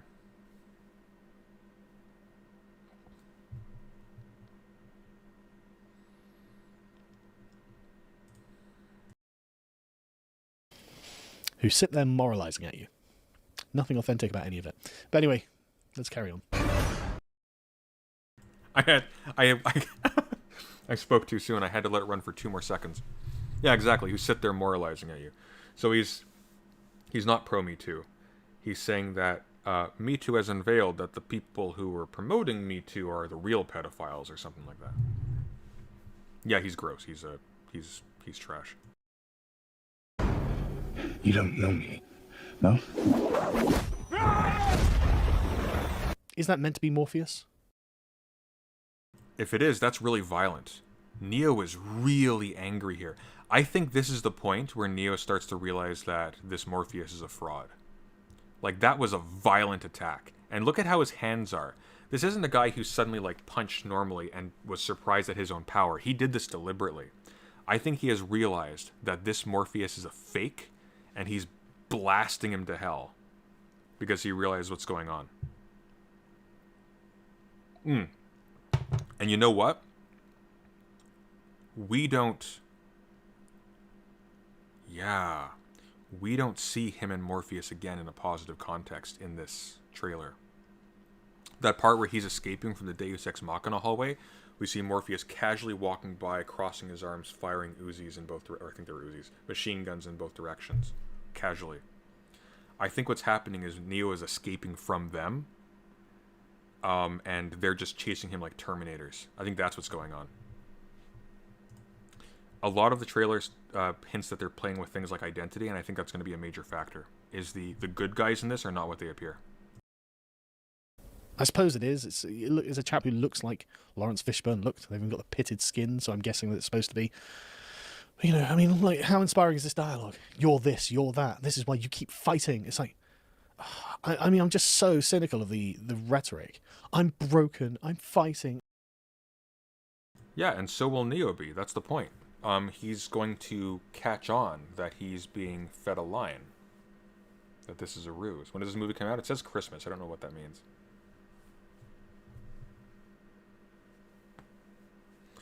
But, yeah, the more I think about this trailer, this movie looks really good. I'm actually really excited for this one. Oh, you're not warriors. You're just people stuck in the drudgery of middle-class suburbia in California. You're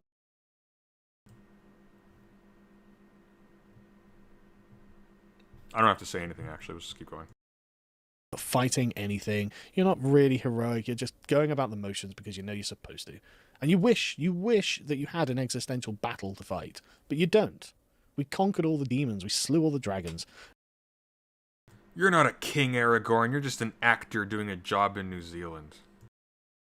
And now you're stuck playing make-believe about problems. Anyway, now we get some CGI. Oh, God, CGI.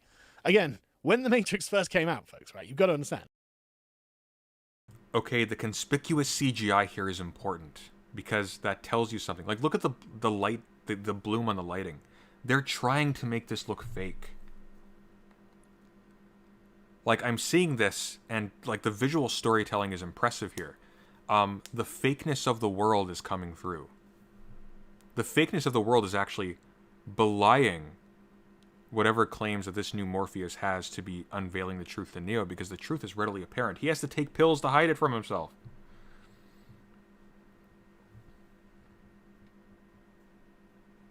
You should get funds from the company and make me want to see this movie Sunday. Yeah, I should. By the way, I will just... I've been told that I need to say this, but I loathe it. I refuse to ask for super chats ever. No, I'm kidding. Or am I? You see how deep the rabbit hole goes here? Keep going. CGI was not a big thing. Now, I know that might be for any of you who are in the chat, right? If any of you are sort of like 20, 25, let me know, right? Because you're not going to know that once upon a time, films had to be good. Like, they had to be decent. Like, cinematography mattered. Like, the models that they would have to make were real. Films still have to be good. Solo was a flop. The Last Jedi was not a flop. The Rise of Skywalker did not do well. Did the Rise of Skywalker do well? Let me check that.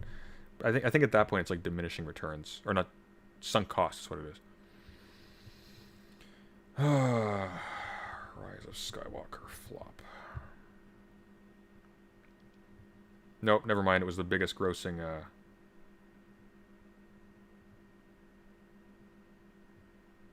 Okay, the Rise of Skywalker was bad, but I believe I know Solo didn't do well. Real. You know, things had weight. Things felt like they were real because they actually were there. You know, the actors were actually interacting with things. Things weren't just green screen and then CGI, right? And films were much better for it. I don't want to sound like... Yeah, they were. In fact, most of the original Matrix was green screened. If you look at a lot of movies, there's tons of movies that are green screen. What are you talking about? That's ridiculous. Like, they use CGI for all sorts of things, including, like, mundane things, just because it's impractical to have a bunch of meticulously positioned vehicles, say, on a highway.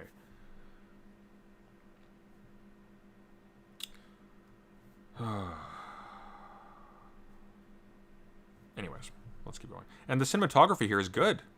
This is a good shot. Like, actually, the bad CGI, I like this.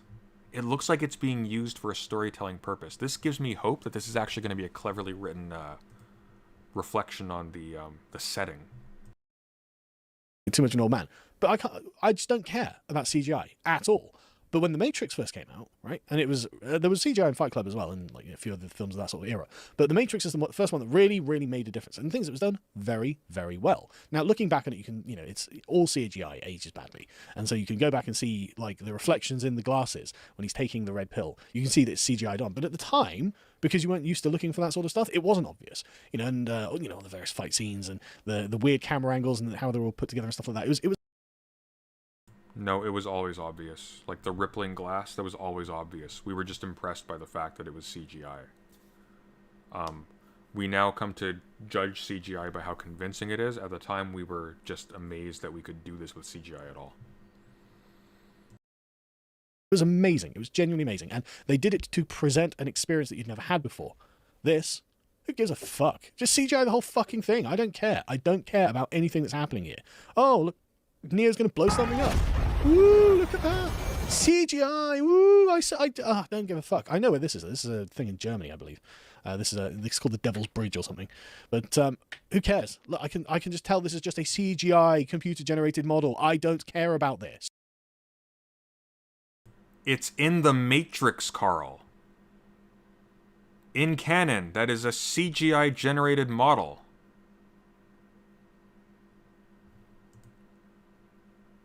He's angry because they're using CGI to depict a CGI depiction of a building.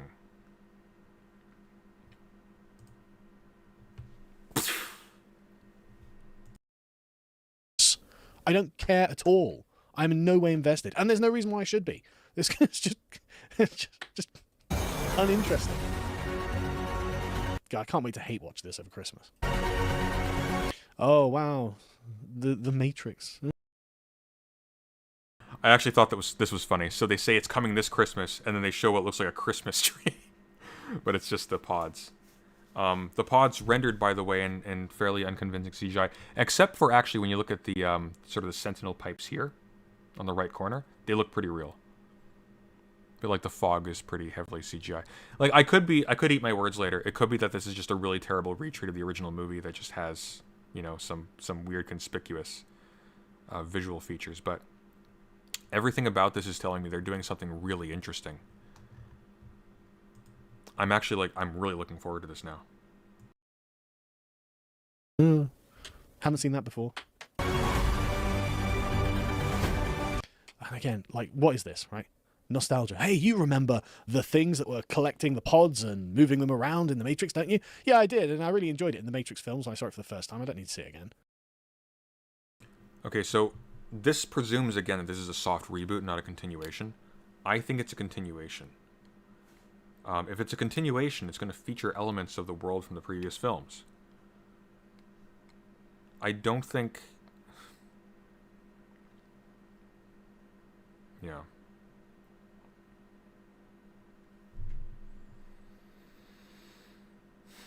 Sargon discovers the suspension of disbelief. You don't even need the suspension of disbelief, though. That is a super realistic interpretation of how a CGI pagoda or whatever you call it would look, right? Because it's supposed to be CGI. Oh, look in the comments here. Someone even says, like, it's the Matrix. It's all CGI. And these people hate the music. Like, they just hate nice things. What on earth is going on in chat here?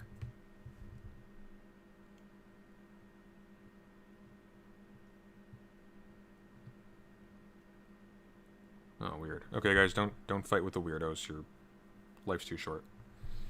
Instead, watch me critique a weird bearded guy rant about how the Matrix is done. I don't know. That's not making... Again, it's the Star Wars thing, isn't it? Do you remember the Millennium Falcon? Yeah, I did. Don't desecrate it, please. I'd like it to stay in my memory. And if I want to see it again, I'll watch the film that it was in originally, rather than this one, where you're raping it repeatedly. Why would I care? But hey, guess what? You need to see another thing you've seen before. Look at that. See, do you remember they were flying around in the ruins of the old world with the... That's the setting. He's not complaining about them showing the Millennium Falcon again. He's complaining about them having The Hobbit take place in Middle-earth.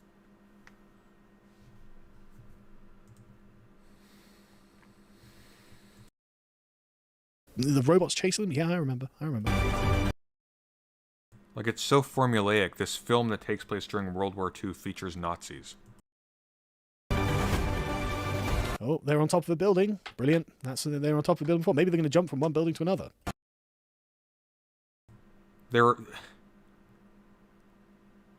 Look, they're on top of a building in a lot of movies with buildings.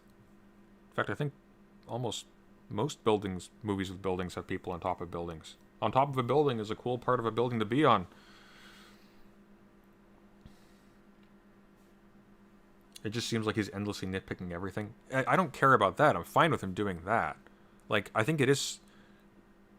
well, maybe it's not on the nose for Carl because he's has the processing power of a generous-sized yam, but I mean, like, this is on the nose because it's kind of showing its hand potentially that this Morpheus and these like Trinity-like characters in this Resistance, this is all going to be a fraud, and he's going to be sort of, you know, there's going to be that switch taking place. Like, that's increasingly obvious to me watching this. I could be wrong, but he's just like, oh look, it contains similar characters and a similar setting to a previous movie in the same franchise. Like, that means something other than that. It's a film in the same franchise. That's what being in a franchise means, is you're carrying on common elements in the same world. It wouldn't be a Matrix film if it wasn't in the Matrix.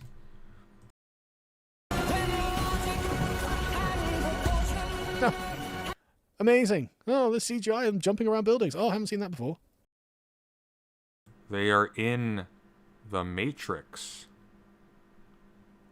You've also seen them, like, sitting down in offices and opening documents and eating gruel. Like,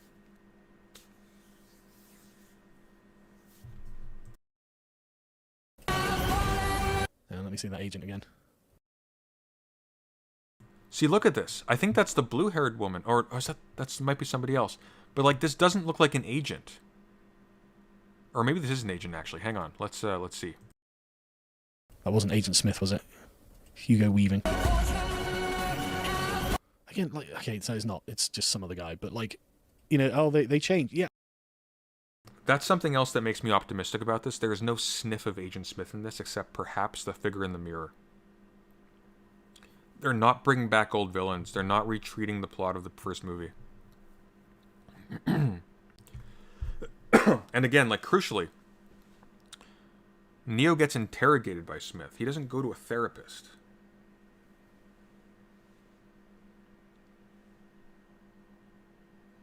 Amazing, a white British dude whining about woke stuff when the object isn't even explicitly woke. Haven't seen that before. Yeah, this isn't...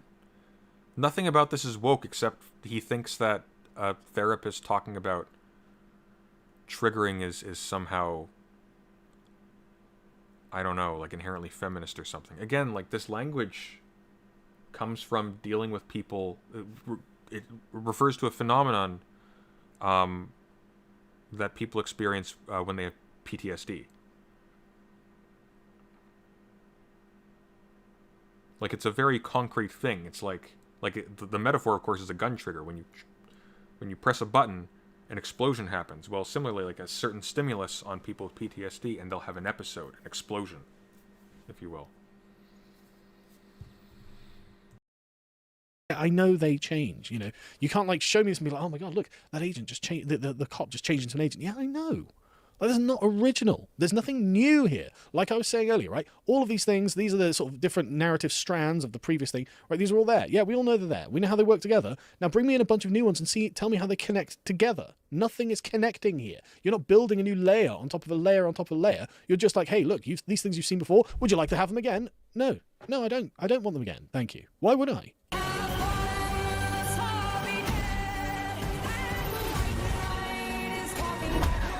Honestly, who cares? Ooh, look, it's... See, this person does not look like an agent to me. I think this is one of the... and even the lighting in this environment. This is in daylight. This isn't when the agents are around. He is fighting against the resistance fighters who have taken him in, I think.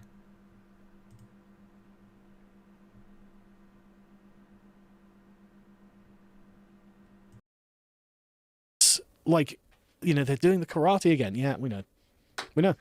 There's nothing new. There's nothing interesting. And I don't care. Like, this weird obligatory Hollywood action in trailers, it doesn't get people excited. Maybe I'm just an old man who's become cynical, right? But who cares?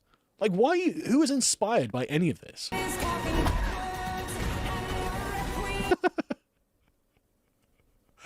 Old man jumping.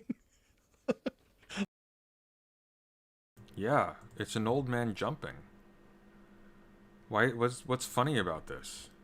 He's older. For whatever reason, in the Matrix mind, you actually don't know how old he is. Because again, this is a CGI representation of his person in this CGI world. He's jumping from an explosion or being, like, pushed from the explosion. What is funny about this? Like, does he forget that in the first Matrix, when in that famous scene where Neo, like, leans back and dodges the bullets, he falls flat on his back afterwards? In fact, I like this because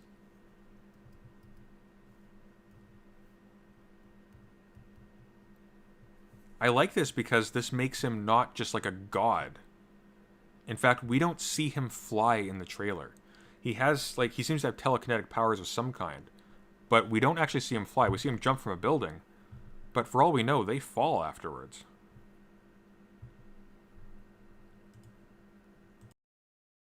Like, I'm 42 and I would be too old to do this. Okay? Come on. If I'm like this in 12 years, I want you to put me down.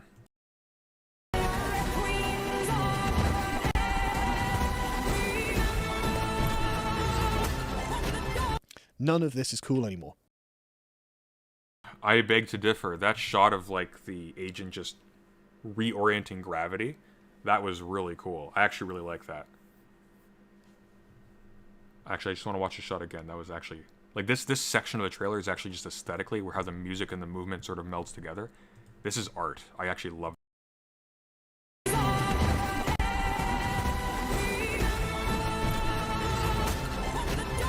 None of this is cool anymore. None of this is original. None of this is edgy. This has all been done a million times before in a million other franchises. Like, there have been like 24 Fast and Furious movies that all do this kind of shit.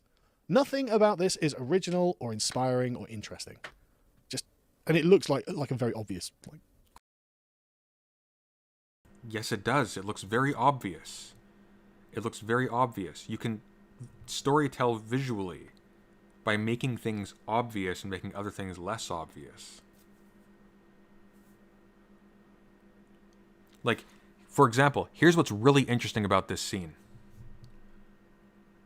What is behind the woman that is getting fired upon? It's a police vehicle. These characters here in front who are firing have no concern for firing at the cops, which means that they are not with the police. This is interesting. This is telling us about the relationships between the different characters and the different factions. The agents won't fire at the police, because if they fire at, because they work with the police are their bodies that they jump into. They use their material. They use their vehicles.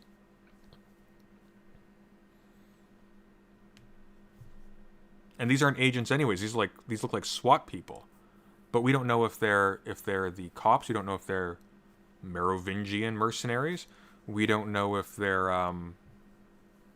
agents. We don't know anything. We don't even know if, in context, they're chasing blue-haired person because she betrayed the phony resistance. We don't know. We have nothing to go on here. There's no reason to think this is going to be formulaic.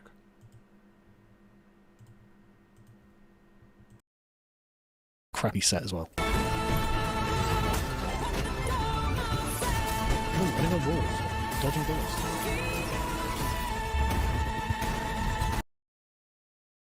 Okay, that scene looks interesting. So we go back a little bit here.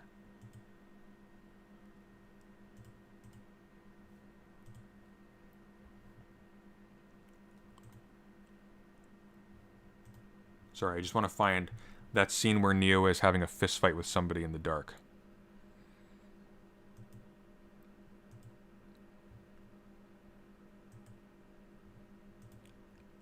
See, that's interesting. Oop. That's very interesting. What is that thing behind them? That golden thing?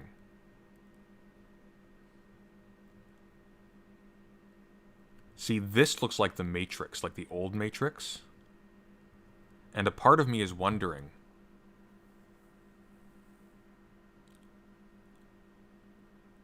A part of me is wondering is if the relationship is reversed.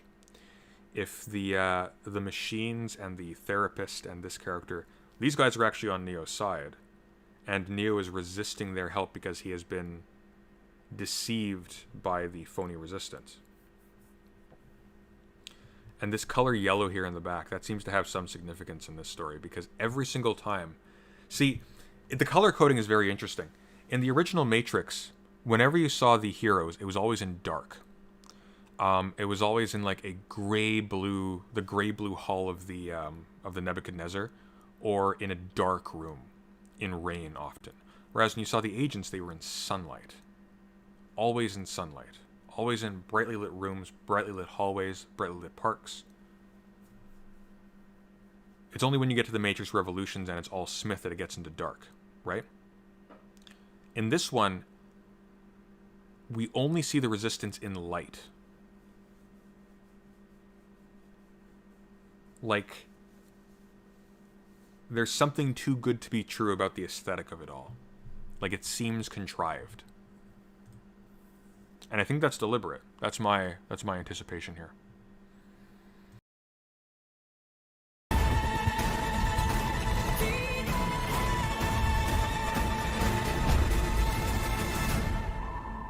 After all these years, to be going back to where it all started. Back to the Matrix. See, I think that's a good guy. I think that's going to be a twist. He's going to be something like an agent, but he's going to be a good guy, and he's having a candid talk with Neo. It's like, why are you back here? You were free, or something like that. Or why are you causing trouble? Yada, yada, yada. Like, we made a deal.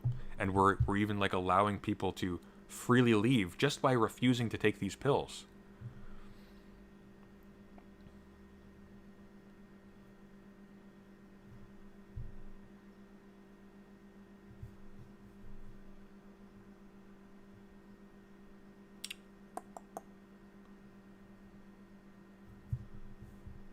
Why are we having a conversation about BLM in the chat? That's bizarre.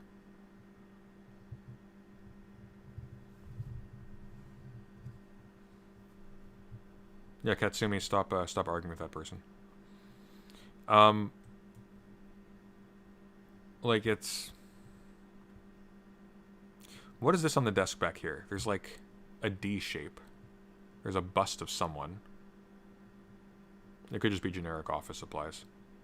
Although it looks like a D and an M, so maybe Deus Ex Machina. So maybe this is in the Deus Ex Machina building. And they haven't been fighting. He's like in a clean suit and a clean chair, relaxed. I don't know. Right. This is the worst part of the whole fucking thing, right? This is the character that breaks the fourth wall and speaks in a meta-ironic way to you, the audience. Yes, but we've already done that. When he's sitting there in the bathtub with the rubber duck on his head, that's absurd. Nobody does that. Right? This is actually the most interesting part of the thing, because it's actually not breaking the fourth wall. The Matrix is a thing in the Matrix. It's not like a character going, oh, I guess we're going back to the Phantom Menace. It's like, no. No, the Matrix is a place. It's a concrete place that people relate to in plot.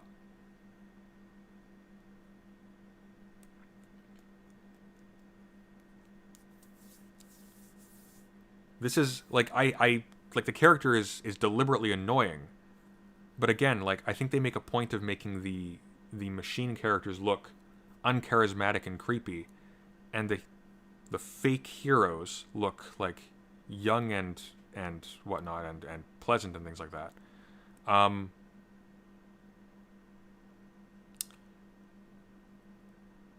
And that's going to be the switch.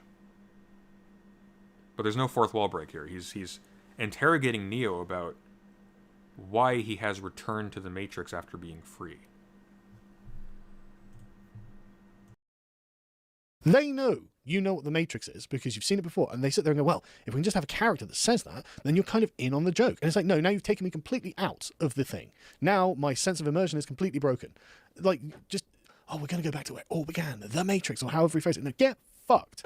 There's no point. Now I know that you are not telling me a story. Now I know that basically you are trying to construct the illusion of a story.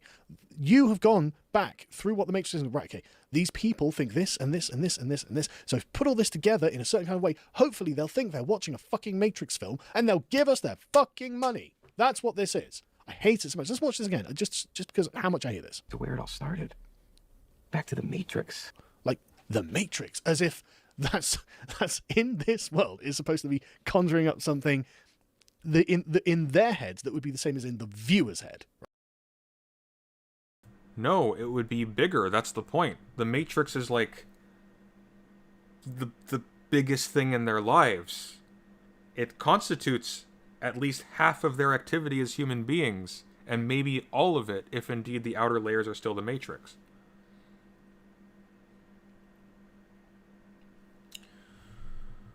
I'm going to be right back. I'll be 5 seconds.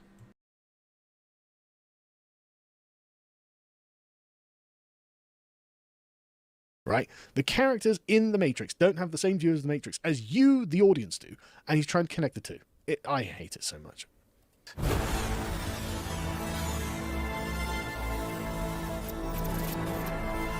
There's no mystique to the Matrix now. We're 4 films in now. We know all about it. You know, you're going to have to have presented us something new to give a new sense of mystique, of mystery, of shadow, and like something, interesting going on. But there's nothing there that suggests to me that there's anything new or original that's about to come out of this story. All I'm going to see is nostalgia, nostalgia, nostalgia, nostalgia, nostalgia. It's like, I just don't care. I can't wait to hate watch this. I can't wait. Let's just see if there's any more. No, right, okay. Awful. Absolutely awful. One obvious money grab. Anyway, how are you? They're going to milk it into oblivion. Yeah, exactly. So how do you guys feel about the Matrix? But you say the Matrix for Zoomers, but you can't really do that because the Matrix had deep cultural impact. Like, I imagine that most Zoomers have watched the original Matrix. They probably watched it when they were like 12 years old. Because the thing is, it's not like a gross film or something. It's not like it's... I mean, what's actually the age rating on the Matrix? That's R for violence, right? Okay, but like, fine. But like, you know, it's not like a film that if you watched it, it would damage your mental well-being as a child. You know. It's anyway. Yeah, remember the Matrix? No, it doesn't look good. It doesn't look good at all. I'm 24. Watched all of them. Of course you have. Probably, like I said, probably watched it when you were 12. Like, absolutely cringe and blue pill. That's correct. I think we get the gist of it. Sargon has no imagination. And it's just the same old. They said the word triggering, it's woke. I'm surprised they didn't comment on the fact that the woman had blue hair.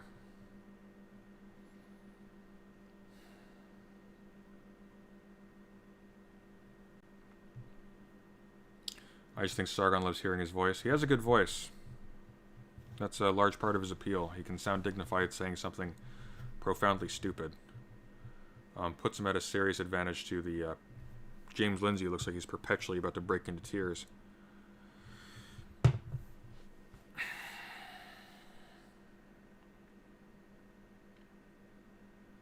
These self-referential things that are obvious, I like that about this. And the fact that one of the Wachowski sisters at least, is working on it tells me, you know, there's somebody with some writing and cinematographic chop. Hey, the author of not just Cloud Atlas, but Shutter Island is behind this. This is going to be really good. I'm actually super optimistic for this. By the way, like, you might have noticed that throughout most of the trailer, and indeed even the logo, they really try to smoothen everything out, make everything look glossy and shiny and pretty and cute, right? Like, if we go back to the trailer, it's the trailer.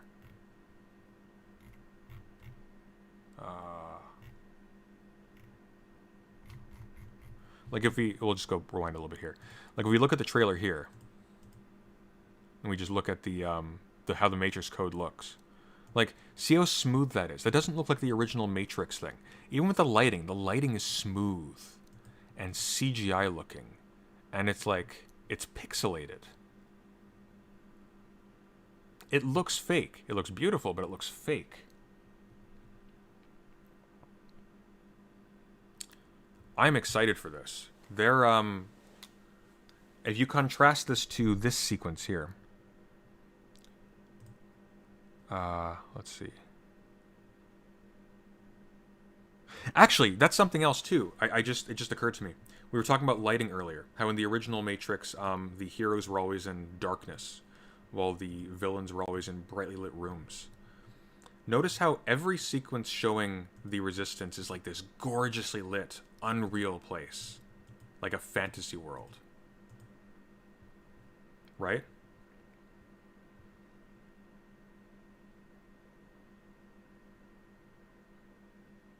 They're not taking him into the real world.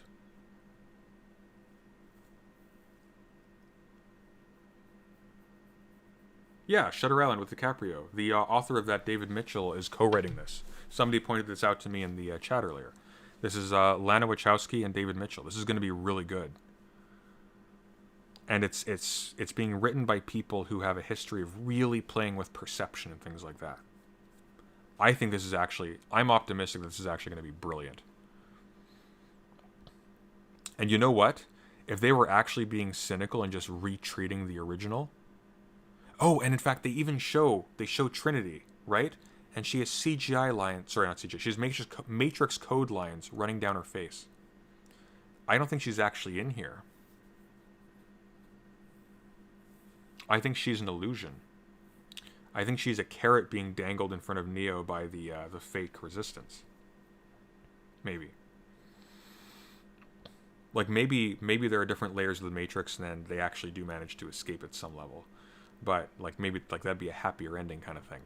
But I suspect that this one's going to be really dark and really interesting. That's where I'm rolling with this.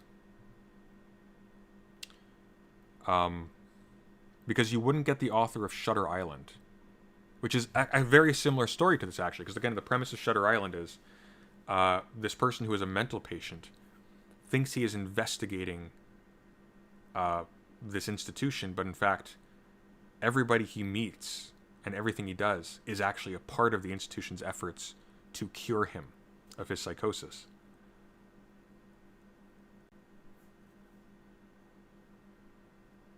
No power couple?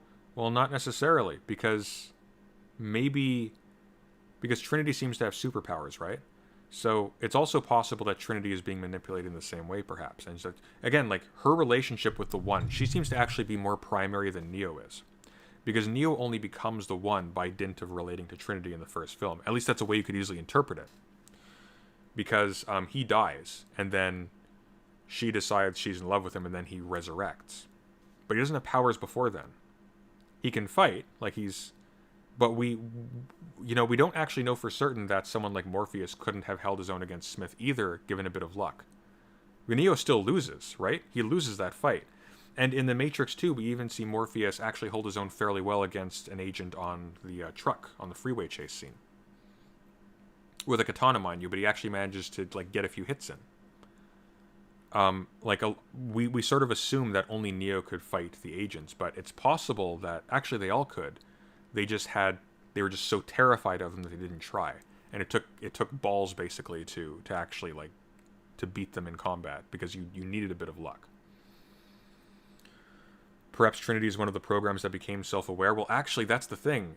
An upshot of the it's distinctly possible that every character in the Matrix is a program that has become self-aware.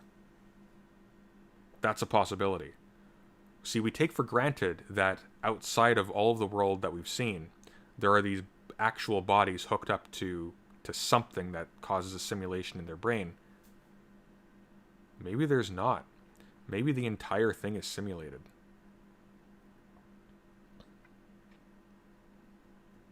Like, we don't know. Like, everything that happened in The Matrix Reloaded and The Matrix Revolutions, where you actually see Zion, there's no reason to think that that's any more real than anything we saw in The Matrix.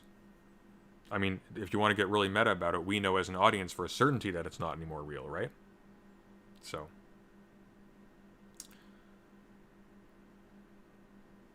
yeah. Anyways. I think we get the idea. How long have we been here for? It's been a little while. Hey, I want to rewind. Stop that. Oh yeah, it's been almost 3 hours. Let's run it a little bit longer. Let's see if Sargon says anything lulzy, and then we'll call it. If this gets boring, we're just going to stop. I don't want to listen to this man's voice any longer than I have to. It's depressing.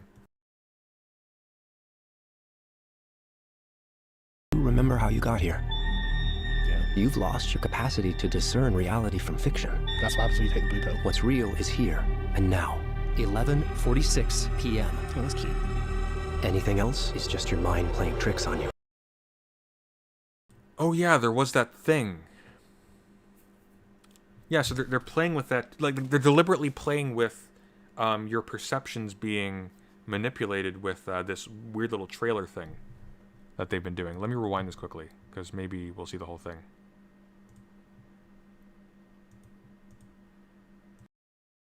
Gen X checked out and fucked up anyway. But they had this this little website, which choice is yours. What is thematrix.com? And I looked at this very briefly before doing the stream. And what's interesting is, again, there's just no meat here at all. There's no mystery here at all. Like, let's take the blue pill. Should we take the blue pill? I think we should take the blue pill. Go on, you know you want to. It's been stressful getting woke to all of the SJW bullshit that's trashed our civilization and is driving it down into the gutter until it's not even going to be worth picking over for carrion. Let's take the blue pill. Let's go back in. You know what? Trans women are women.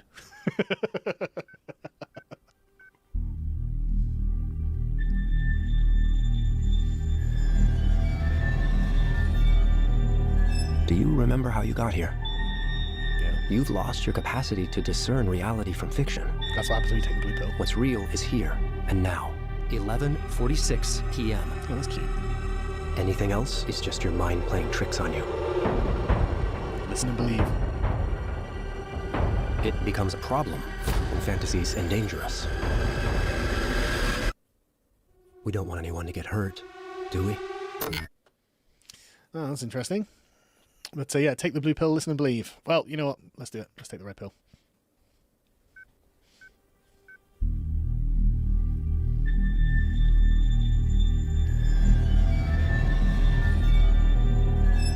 This is the moment for you to show us what is real. Right now, you believe it's 11:47 p.m. But that couldn't be further from the truth. Could be. This is the first day of the rest of your life. But if you want it. Did you see that? So that guy that he's talking to, he had the mouth closing thing, but that's interesting. That was something that was done to Neo by the agents. That wasn't something that is done to the agents, right? I think he's talking to Neo, and then he's basically like, he's revealing stuff to him, and then he's killed off. And I think he's killed off by whatever is manipulating the phony resistance.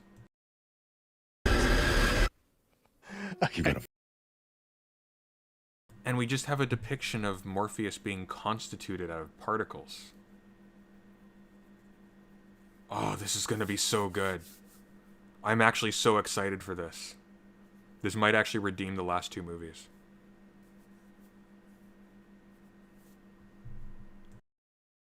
Fight for it. Oh, so we get to see the messed up face again when he first talks to Agent Smith, and you know how you scream through down the mouth or something. His mouth's all CGI. Yeah, so there's one of two possibilities. Either Neo is silencing him, which I don't believe, or he's being silenced by somebody else. He's talking to him. He's about to tell him some big secret. It's like, listen, kid, I don't have much time. I have information that could indict Hillary Clinton, and then Harambe gets shot. I think something like that happens. And yeah, so there's some kind of coup in the Matrix or something like that. Anyways, I'm actually looking forward to this. Let's let Sargon run a little bit longer, and then we'll call it. Guide over. Again, was deeply impressive in the first Matrix film. Don't care about it now. But there was something at the end there. There was a guy who looked like being put together by nanobots. That's new. Something new. My goodness. I can't wait. Yes, something new, because they're not just going to unveil the plot. Well, I mean, who am I kidding? They may unveil the plot in the trailers, but like if they're holding their cards back and they're just showing us the thing that tricks us in the early acts, that's good. That is a good thing. Can't wait to see what that's about. Thrilling. But anyway, so what have people been saying? 5 things we learned from the first trailer. Oh, good. Can't wait. Let's see what we have to learn about here. Go we? The long-awaited 4th film in the Matrix franchise. Long-awaited by who? So, who have we got here? Keanu Reeves, Carrie-Anne Moss, Jada Pinkett Smith. I don't care about anything. Neil Patrick Harris. Brilliant. So, what did we learn? Priyanka Chopra Jonas might be the Oracle. Again, why not? Why not? Why not just dredge up another old character? Why? She's not the Oracle. The Oracle is old. This is a young woman. She's probably aged about as much as... this is probably, Sati from the end of The Matrix Revolutions, who has aged about as much as, Neo has in context. But also, she has, constructive power over the constitution of the Matrix, right? And the Oracle is characterized as the mother of the Matrix by the architect. So, yeah, what might actually be happening is there is some kind of, some force or other is trying to take over the Matrix and undo what was accomplished over the past 3 films. And the agents, of course, now would be working for Sati or the Oracle or what have you. Because they're on the same side. For God's sake, at the end of The Matrix Revolutions, they're meeting with the architect in a park. The Oracle is integral, but this ain't her. I don't think there is an Oracle anymore. Because the Oracle only made sense in the context of that cycle where there would be a one coming in, and she would be the one who guides the one to fulfill the task, right? To keep the order intact. With the cycle of the one gone, with the war between the machines and the humans over in context, there's no more Oracle because there's no more capacity to predict the future. In fact, even with the eyes of the Oracle, having assimilated the Oracle, Smith is surprised when something happens at the end and he's beaten. He can't see the future. The Oracle does not see the future. The Oracle probably works off of probabilities, based on a set of variables that are pushed by the system itself towards certain outcomes. So I don't think Sati's the Oracle. I think she is extremely powerful in the context of the Matrix. I also noticed that when Neo approaches whoever she is, I think it's Sati, but whoever the woman with the glasses is with the copy of Alice in Wonderland, which, by the way, I will be reading in preparation for a couple of videos coming up. He's not accompanied by any of the Resistance. She is not in league with them in the same way that... And this is a coffee shop too, right? There's not a private apartment. This is in a public space. I don't think there is an Oracle in this one. Maybe the Matrix is a machine civil war. Maybe. That's a possibility. We actually don't know what the circumstance of the Matrix is, if indeed the real world is actually just an outer layer of the Matrix. And we have every reason to think that it is, because Neo has a visual spatial relation with the code coloration of the machines in the real world, quote unquote. He shouldn't have the capacity to tell distance by that code if he's not in the Matrix. Because he doesn't have, his brain only has the same connector as everybody else from the Matrix has. We're never told that there's something about his brain that gives him access to information about the machines generally. He just can see things. He can view objects in the Matrix in their actual form or something. When he sees Seraph is in gold, right? Gold may simply mean that something has a connection to something at a higher level of the Matrix.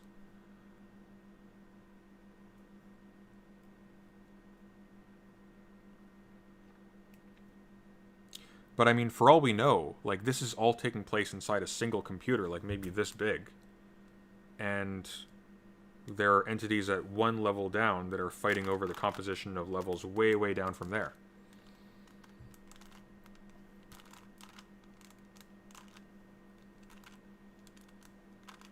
In fact, for all we know, the ending of that Morpheus being constituted, the fight could be to be instantiated in the... maybe what's happening is there are programs that are trying to be instantiated in real bodies, because we establish in the Matrix Revolutions that this can happen. Agent Smith manages to get inside the mind of Bane, right?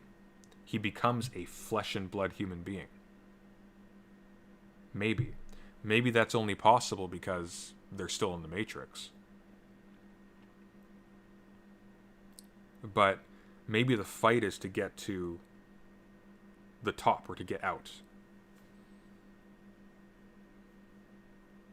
Anyways, we've heard enough of this. Sargon is boring as hell, so we're going to call it. We've been here for 3 hours. Thanks everybody for watching.